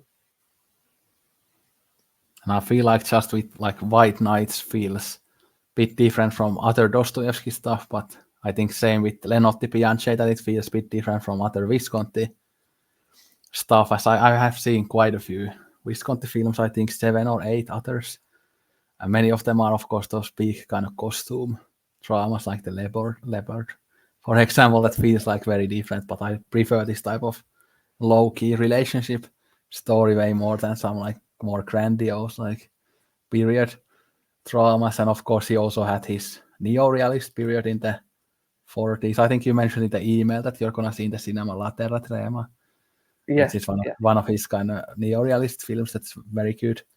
But you can see like very different periods in his career. That there's the first the neo-realist period, then there's the costume things and stuff, and then Lotti Bianche is very different as well. Yeah. yeah. I love the Leopard. Everything about it ticks my boxes. The costume drama, the man at this end of his life during this political change, historical change. Yeah, yeah, that's a great film too. But yeah, I can see, and I'm always torn between that. I love this kind of minimalist film, but I also love I'm obsessed with like costume dramas and stuff like that. So I'm like your OC is my Downton Abbey, like that. The Downton Abbey is my OC. Like that's where I go. So Well, that's a pretty big difference between us then. So yeah. yeah, that's where I go. So right now we started watching The Gilded Age. So I'm all Julian Fellows. I love that stuff. I mean, the Nun is kind of a period piece as well, but I love that. But the other Yeah, ones with just like rich people like standing around in rooms and drinking tea and stuff. Like, yeah, it's not like my type of thing. And I also hate the kind of the Agatha Christie no, I like don't like that. murder things. Like, yeah, like No, in no, those I don't like like that kind of stuff. big like mansions, and then there's this boring like middle-aged British people like trying to solve like murder mysteries and stuff. Yeah, it's absolutely hate that stuff. Yeah.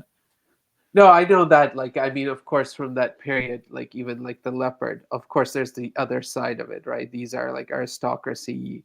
They have all this privilege and all that. But then, it's like what we discussed, uh, even in Romer. It's like sometimes to ponder certain things, you have to remove certain concerns.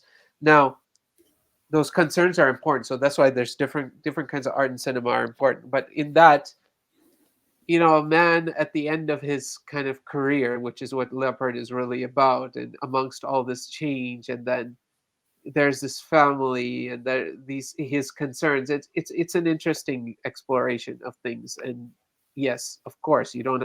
If you look at it in terms of, well, these guys are aristocracy and they're wealthy and they have all this privilege, which they do. They walk around everywhere and they expect certain things. But that thing crumbling and what that experience must be like, I think it's intellectually, it's curious. Plus, I love history. So anything that's depicting any kind of history, whether it's from the upper classes to, you know, to the working class, to the laborers, to the all that, I'm interested in all of that. So I do, and especially if it's done well. So I just think the Leopards just did really well. But yes, this is a brilliant film, though. And there's another Visconti film that I would love to talk about on the podcast. Wait, I have it here.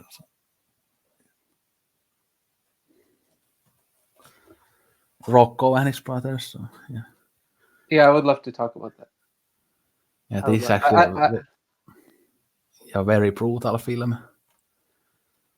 Yeah, and has maybe the best Alain Delon performance, as he isn't like Alain Delon in this one, as he's very vulnerable in this film. Yeah. Yeah. I don't have it, but I can easily order it. It's one that I've been meaning to get anyway, so whenever you decide to talk about it, I'll track it down. Because I think Eureka still has it in print, I think, or else it should be able to get it. I know Kino has one too, release of it.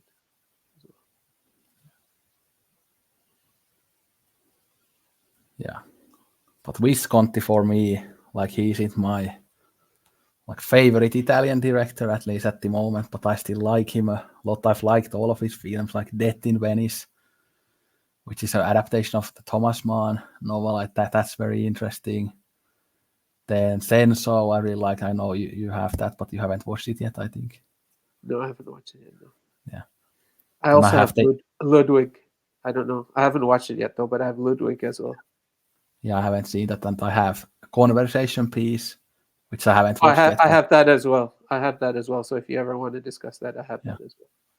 Yeah, it's good that you have it, because I remember that just when I bought it, it went out of print. So yeah. So at least the Eureka version is out of print. So yeah, I picked it up at like a CEX. There was a used copy for a really good price, so I picked it up.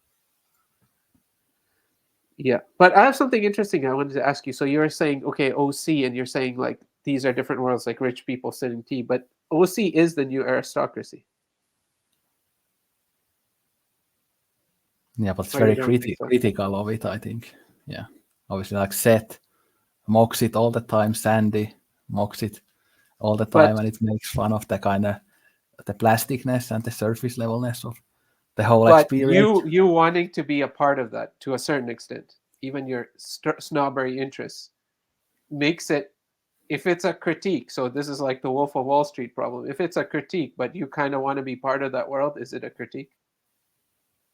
So I don't really want to be part of that world anymore. I used to when I was younger, but I mean, I only want to be part of the world where I know people who are intellectuals, but I know you and Tony already, so I don't need Seth Cohen's anymore. That's very nice.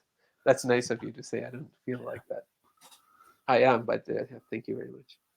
Yeah, and you and Tony don't focus on X-Men and Batman, so we focus on Visconti and Rivet, so I prefer that to reading comic books. No, I know what you mean, and it's the same. Yeah. It's just like I'm being just like curious. It's fun to ask these questions, but I know exactly what you mean, because it's the same thing. It's like, just because I like Downton Abbey or I like The Leopard or I'm interested in those things, that doesn't mean I want to be a part of that world, and that doesn't mean I also think that world is like beyond reproach, like there's something great about it. But that's the trickiness of art, right? It's romance, right? It's a form of romance. And like Rivet cleverly said, that's an imaginary world. That's not the real world. There's a lot of cruelty and hardship and pain that results from those people being in those positions. So I don't necessarily think it should be celebrating it or romanticizing it, but as a piece of art, it's interesting. So what I'm saying, because I feel like empathy can't be just one way. If you can't understand the range of experiences, then you're somewhere limiting yourself too, because you're like, oh, I can't watch, because this was a personal challenge for me when it was about someone really privileged or wealthy or all that, I would just dismiss it on the surface and saying, well, that's just empty. That's why, like, even Romer, what I said, people hanging out at the beach, to me, I was like, okay, what do they have to do with anything? Like, why should I care for people who are just hanging out on the beach, having little flings and having a good time? But then Romer helped me change that perception and say, no, but there's some human struggles there. There's some challenges. There's also something artistically interesting there as well. So that's a way of challenge. Like Romer challenges me, for example, in that way. Yeah, I don't. Again, I didn't mean when I said that the period pieces are all about like rich people. I didn't mean that that's my only problem with them, because I like plenty of stuff that portrays rich people, but I think they are boring rich people in those costume dramas, like these kind of high society people that they get to talk all like proper and everything. It's just so boring in my view. I just don't find like the interesting conflicts or something in those stories to chew on. But of course, there are always like, but there are always exceptions to these rules. And I mean, I like the Visconti period dramas as well, but I just said that I like Le Notti Bianche more, and I also like. Fair enough. I also like this one more, which is this is almost like a Scorsese film in a way. That's kind of rough film about toxic masculinity and stuff. Fair enough. I think it also says something about him as a like a filmmaker, as a creative person, that he has that range in his filmography. That's also always interesting to see, that he can have that kind of different range of films.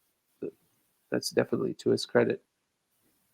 So. Yeah, the one on Criterion that I really want to see that I haven't seen yet is The Damned. His film, I really want to see that too. Yeah, I think it's like a World War II film. So yeah, definitely really want to see that as well. It has such a cool cover as well. So. Yeah. The Criterion cover is so mesmerizing. But I also have Death in Venice, so if you want to, I do want to see that as well, because that's all about like aging and aesthetic beauty and all this stuff. So I need to read the book at some point. I have another book from the same author, Thomas Mann. I have The Magic Mountain, which is like very difficult book. Apparently, it's one of those red ones. Oh, you'll love it. Like, so I started reading Magic Mountain, and I really like that book, and then I haven't picked it up again because I need to switch editions, because the edition I have these long passages in French, and I have no idea what they're saying. So there are editions where the French is translated too, but you will like that. That you will definitely like Magic Mountain. It's a really great book, and it's not. I think you'll get really into it because it's the world building is fantastic. You really just get into the story and all this stuff. It's a great book. Even though I haven't finished it.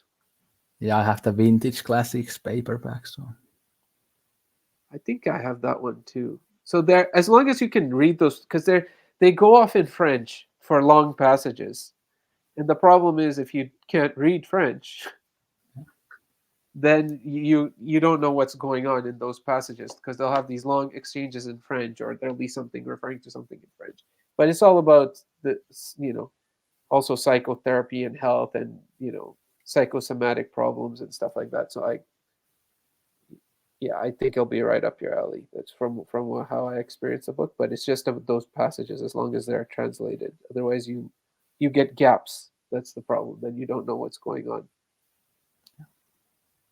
I've been wanting to start learning French, but I'm kind of thinking whether I should start learning French or Japanese, as I kind of want to learn both of them. But for Tony, it would be nice to learn French, as he always talks to me in French. So. And I love French literature, French cinema, French philosophy, so it would be like very beneficial. And I want to visit France as well. I know you have went to Paris, and I know Tony has been to France as well. Yeah, and then there's the whole thing of learning French and then being able to read like Thomas Mann's French or French literature and all this. Yeah. So Madame Bovary in French. Yeah, exactly. Yeah. But yeah, I would love to learn French, which is I had the privilege of learning French, and then I didn't appreciate it because in Canada it's so political having to learn French, and then Yeah, So just like it's it's like a Swedish. yeah, exactly. So you understand. Yeah. Then it's like this missed opportunity because you're like, oh wow, okay. Especially in French because it's like there's so much culture that's French. That's interesting to explore. But I think Tony reads all of these books in French, so, like the French books that like Flaubert and Balzac and the Nun. And That's amazing. And then language has its own. How would you almost say, like its own philosophy? So it's like translating is not the same as understanding what the language is saying in that language, the logic of its own language. So each language has its own logic that you could follow that creates new meaning that has meaning that we just can't understand through translation, no matter what. But I like some of those like poetry collections, for example, that have like in one page the French poem and then the translated version in another Oh, page. okay. So I have like the Charles Baudelaire's The Flowers of Evil, and it has like, yeah, this page the poems in French, then the next page the same poems in English. So, and they have many of those types of editions for poetry. So yeah. Oh, that'd be amazing. They need that for the Magic Mountain as well. Yeah. That was not. I think the Magic Mountain, I think it's not available on Penguin, for example, or Oxford. I think it's Vintage and then some other publishers probably. Yeah, I'll check which edition it was where the French is also translated. I think I'd found it, but then I hadn't ordered it yet. Yeah. But again, the Waterstones that I've been hyping up probably has like several different Oh, copies. that's a good idea. That's a really good idea. I didn't think about that. Yes, Because maybe they I have go like there a really physically. huge, yeah, they have a really huge classics selection. So. And then also a big selection for all types of literary fiction. So they usually, like, I remember when I was buying the Crime and Punishment, I was like looking at all the different editions that they had and trying to pick that which should I get. Yeah. That's a really good idea because yes, in this online world we forget, and then it's all like, which editions did I order? But that's so great because yes, you're right. In the bookstore, I can actually look at the passage and I'll know. And it's a much better way to determine. Yeah. And London has so many great bookstores, both like used and for new books. So. 100%. That's a really good suggestion. I should do that. Yeah. Maybe I'll do that before, if I have some time. I don't know. If I have some time before the Perfect Days show, maybe I will do that. Go into that Waterstones. But yeah, we have kind of gone to a whole other direction with our rambling. Like, well, this was going to lead that way because that totally puts you in this mindset. The short story, the film, it totally puts you into that world. Yeah. The intellectual world. Beauty, aesthetic. Yeah, the dream world. Same thing happened when we talked about bowling at the beach as well. And yeah. And also, I think last time we started talking about Kurosawa and stuff when we were talking about Oharu. Yeah, you can't help it. Yeah, but you have recommendations for next week, and then we also have to talk about our music masterwork music that you've also put on the schedule for today. Yeah. But to wrap up, Le Notti Bianche, I'm glad you really loved it as well. So absolutely loved it. Yeah, the success of the podcast continues, but it actually might end next time in the way that one of the films that I'm gonna recommend is such an awful movie, and I cannot believe that I made Altaz like use money for it. But obviously, fortunately, I didn't spend that much for it. Fortunately, it was a used copy. So the first one that I'm gonna recommend is Pierre Morel's From Paris with Love, starring John Travolta, who is bold and with a goatee, and also starring Jonathan Rhys Meyers, who isn't very good either. So this is a stupid action movie. I laughed when it came out in 2010. I was like getting into my teenage years then, and I was all about action movies at that point, so I was watching it all the time. Back then I had a DVD that I found on some bargain bin in local supermarket, I think for like €5 or something. And again, I've probably watched the film like 10 times then. But I also watched it once as an adult in 2022.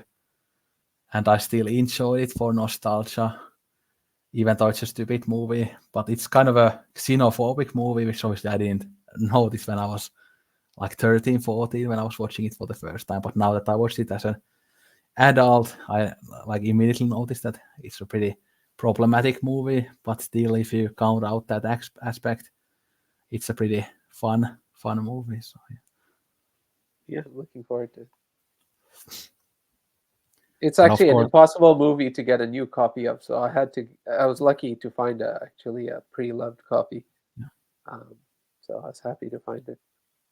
and it's from the director of Taken.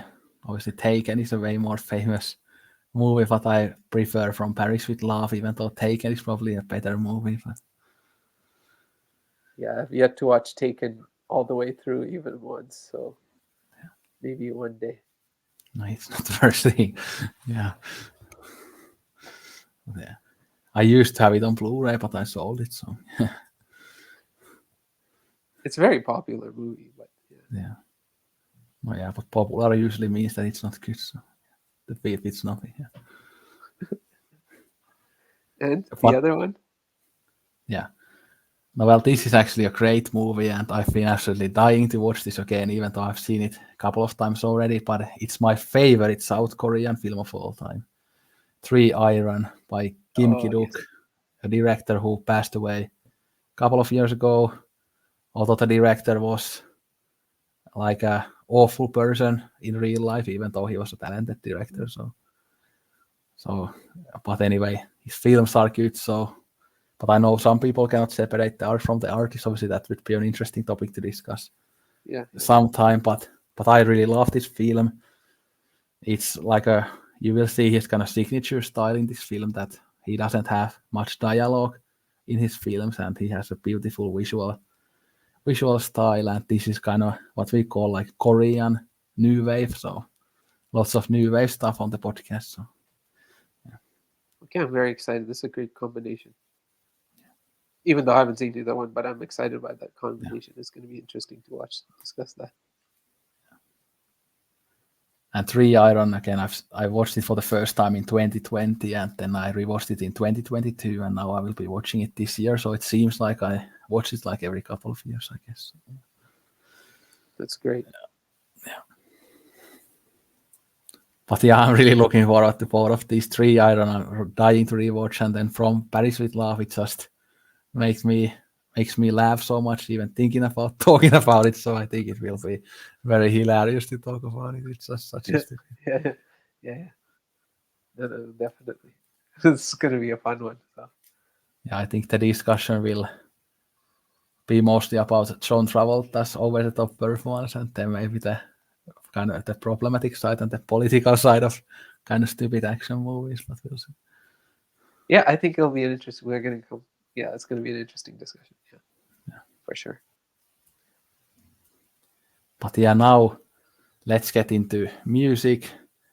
So we are going to talk about the Gustav Holst piece, The Planets, and the recording. I'll show this even though this is not the recording we're talking about today. Yeah, really cool cover. Yeah.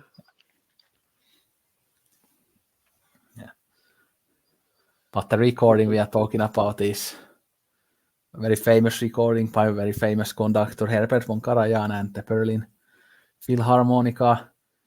So I'll give a kind of an introduction to this, as I always do. So Gustav Holst was a British composer. He composed this piece in 1910s, when it was World War I. So I think he composed it like from 1914 to 1917. So the middle of that decade. And I think it didn't, like, people didn't love it kind of at first, but then it fairly quickly became a piece that is played all over the world and kind of a classic piece. And obviously it's 7 different songs or pieces or movements, and they are all named after planets. So it starts with Mars, the bringer of war, which is like this very great, very grandiose track. And you can immediately hear from that first track that John Williams ripped off of Yeah. this piece for Yes. Star Wars. Like, it was funny when I first listened to this piece, like in January, that kind of immediately I started thinking about Star Wars. Then when I was doing some research for this discussion, I noticed that, yeah, John Williams had actually got an influence from it for Star Wars, but I didn't know it beforehand. But I knew from listening to it that, yeah, he definitely had heard of this. And even the second piece, which is this very calm piece, very kind of chill and melodic and beautiful piece, even that kind of reminds us of like the more kind of emotional scenes of Star Wars, Mhm. like the stuff when like Luke is Mhm. looking at the sun in Tatooine, and those when it's more kind of emotional, sentimental music. So I wonder if John Williams had never heard of this, would he have become like a great composer known for Star Wars? Because Star Wars is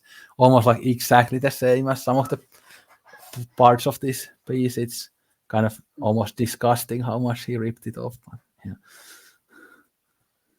I mean, it's 100%. Like it's 100% inspiration. There's no doubt about it. You said each of the pieces and the movements, and this is luckily you finally you pick something that obviously I've listened to before, but I've listened to this recording and other recordings, and I discovered, yeah, some few years, maybe more, like almost like 10 years ago, maybe.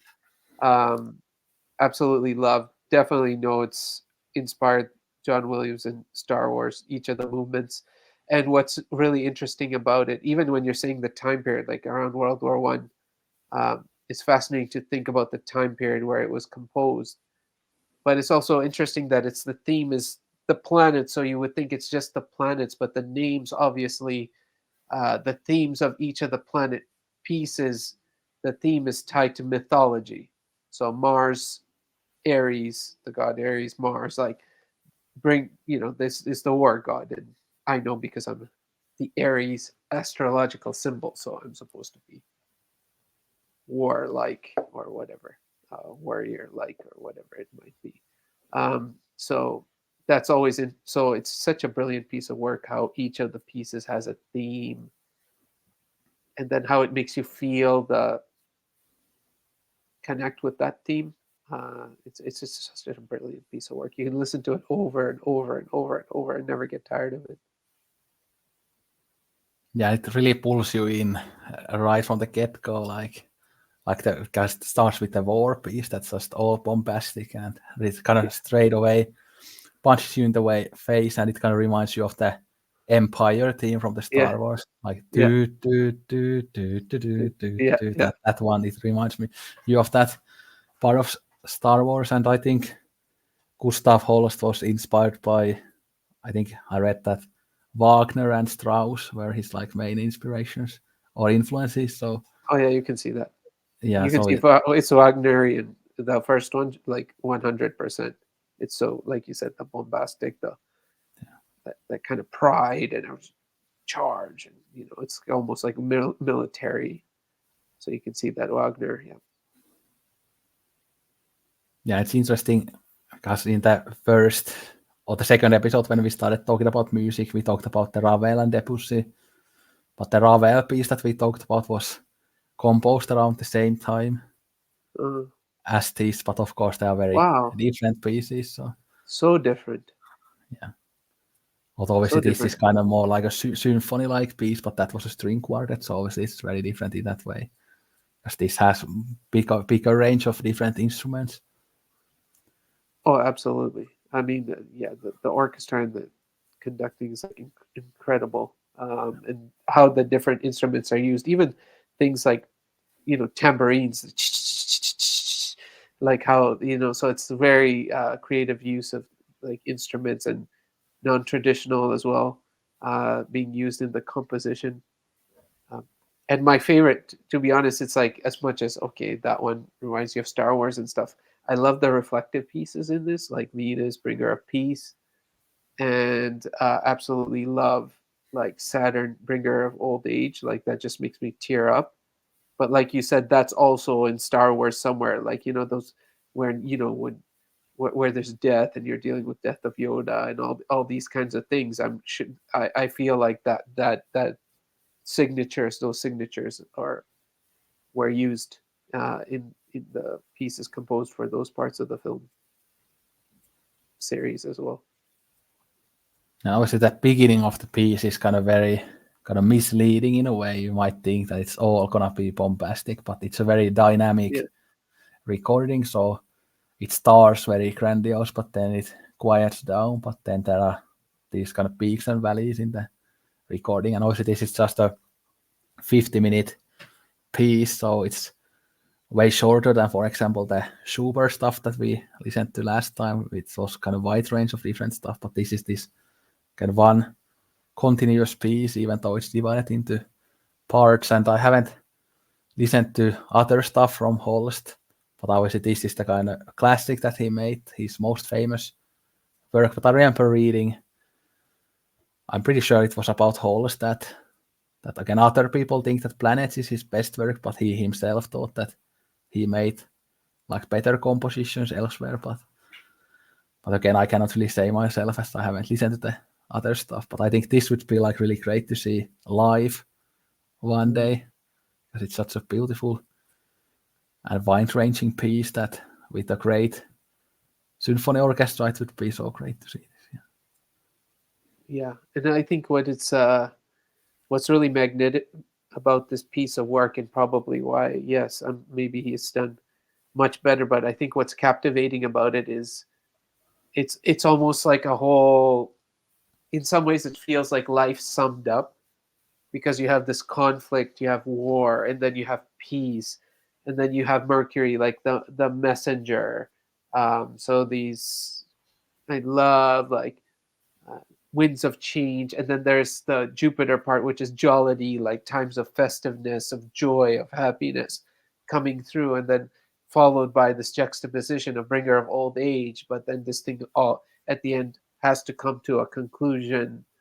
And then you have the magician, Uranus the magician, and then you have Neptune the mystic. So it's really like, it's like you feel like you go through this range of emotions and experience listening to this piece beginning to end, and then it almost brings you back to the beginning, makes you want to start again and go through it again.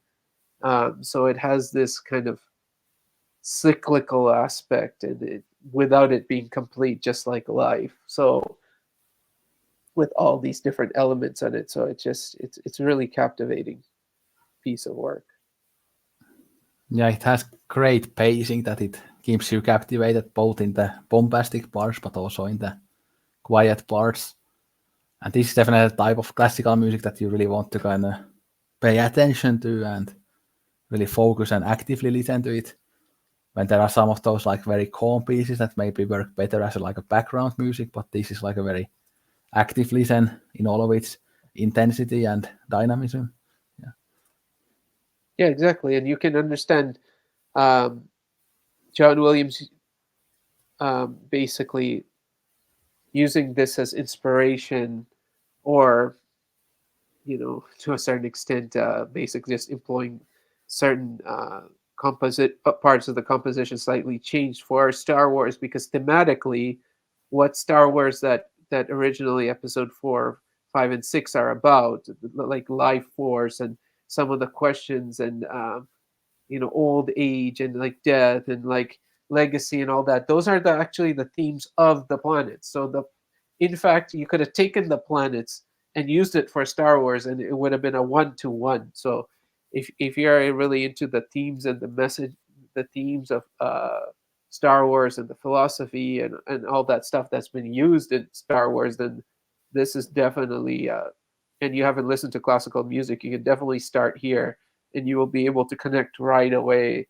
because with the themes of the music. Because one of the difficulties I have with classical is being able to know more about it, because we're so removed about understanding classical music. So getting too familiar with themes and stuff. So I think this is a highly, highly accessible point for anyone, because you can take some of that ideas and then you can feel what the music is actually doing, the composition's actually doing, what the thought process is and stuff.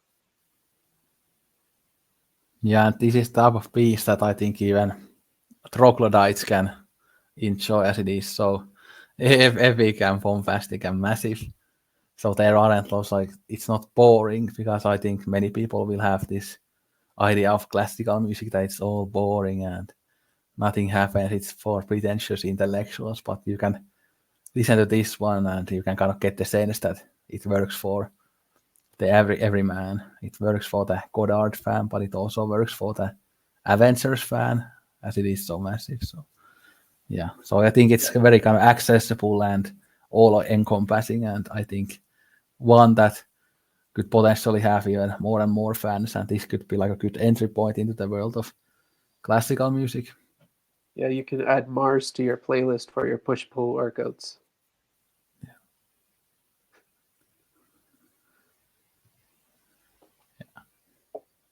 No, it's great. All joking aside, yeah, it's and it's a good access point because I think sometimes when you can piece some things together, and then you can get a greater appreciation of what's going on, because there is a beauty to have music that's non-lyrical, and just to ponder because when John Williams did it, obviously there are visuals to which he's composing to, but this was an experience created without visuals, and the people who didn't have any visuals to attach to it. So thinking about what their mindset what they must have felt listening to it as well without the visuals, right? Because right now we are kind of trapped in this. If you listen to it, you think of the Star Wars composition, then you think about the images in Star Wars, and you think about the themes of Star Wars. Whereas in what must have been like to just hear it as is, and what must have been like in that person who composed it, it's just profound when you think about it. How beautiful this thing is that we have, which is music. It would be very interesting to go to a show where they played the planets back to back with some Star Wars stuff. I wonder if there's ever been done. It might have already been done, but we should look into it. Maybe it's been done before, but I could see it happening. You could definitely put it, like even you said, you could put it to the background. You could have images from like Marvel movies, and you could see it. I think it's like you're right to say that this is probably one of the most influential pieces for composition in film in general, because if it inspired John Williams, and John Williams inspired so much, so and then goes back to Wagner and who else did you say Holst was inspired by? Wagner and Strauss. And Strauss, yeah. Okay, yeah. But yeah, because this piece is just like 50 minutes, obviously the concerts are usually longer than that, so you could have this and then like the Empire theme from Star Wars and some other themes from Star Wars. It would be like very interesting for comparison if they ever did a show like that. So. Yeah, that would be very interesting. Amazing. But yeah, I'm glad that we both love this one as well. And again, you were familiar with the piece already, but with a different recording. Yeah, I love the new recording. Unfortunately, I didn't get a chance. I did want to, and then I didn't get time. I did want to listen to this one, and then listen to the one you recommended, because I'm also trying to learn about a little bit about this too, because in classical, as we discussed, it's all about the recordings are different.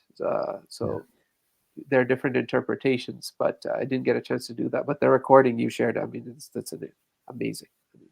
Fantastic recording. Yeah.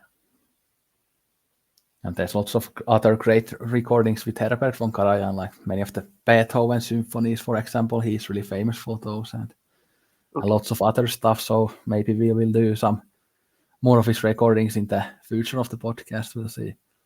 Definitely. But now then it's time for... You will share the... Sorry, go ahead. You were saying... No, go ahead. Yeah, I was going to say that now it's time for the new recommendation. Okay. But just what I was going to ask. Yeah, but I'll again preface this by saying that now we are going to venture off for the next few episodes into different genres of music, but we will also come back to classical music later on. So the fact that the next few episodes are gonna be something else doesn't mean that we are abandoning classical music, but it's just that we want to have a bit of everything. So yeah. Yeah, looking forward to hearing what it is.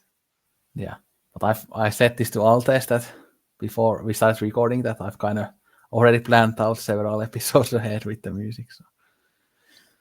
But the next recommendation is going to be jazz. It's from the mid 1960s, so kind of the great period for jazz. So it's Cecil Taylor's Unit Structures. Okay, I've never listened to that. No. Yeah, that's a pretty classic free jazz album. So it's pretty difficult jazz.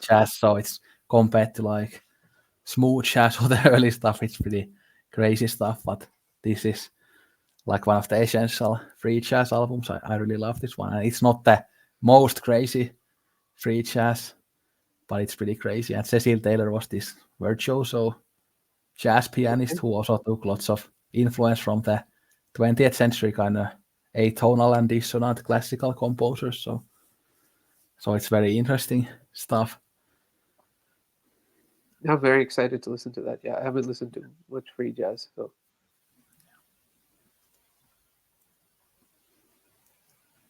Yeah, so that will be great. And then after jazz, it will be one soul album that Tony actually recommended to me once, and it's the best recommendation I ever got from Tony. So that will be fun after jazz. So. Okay, yes. Yeah. Okay, very exciting. So lots of different stuff from classical to jazz to soul, and then after that it might be pop music, then hip hop, and then classical again or something like that. Yeah. Okay, yeah, that's fun. Yeah. But yeah, this jazz might be even more difficult than some of the classical stuff, but especially as it is free jazz. But we'll see how it goes. Yeah.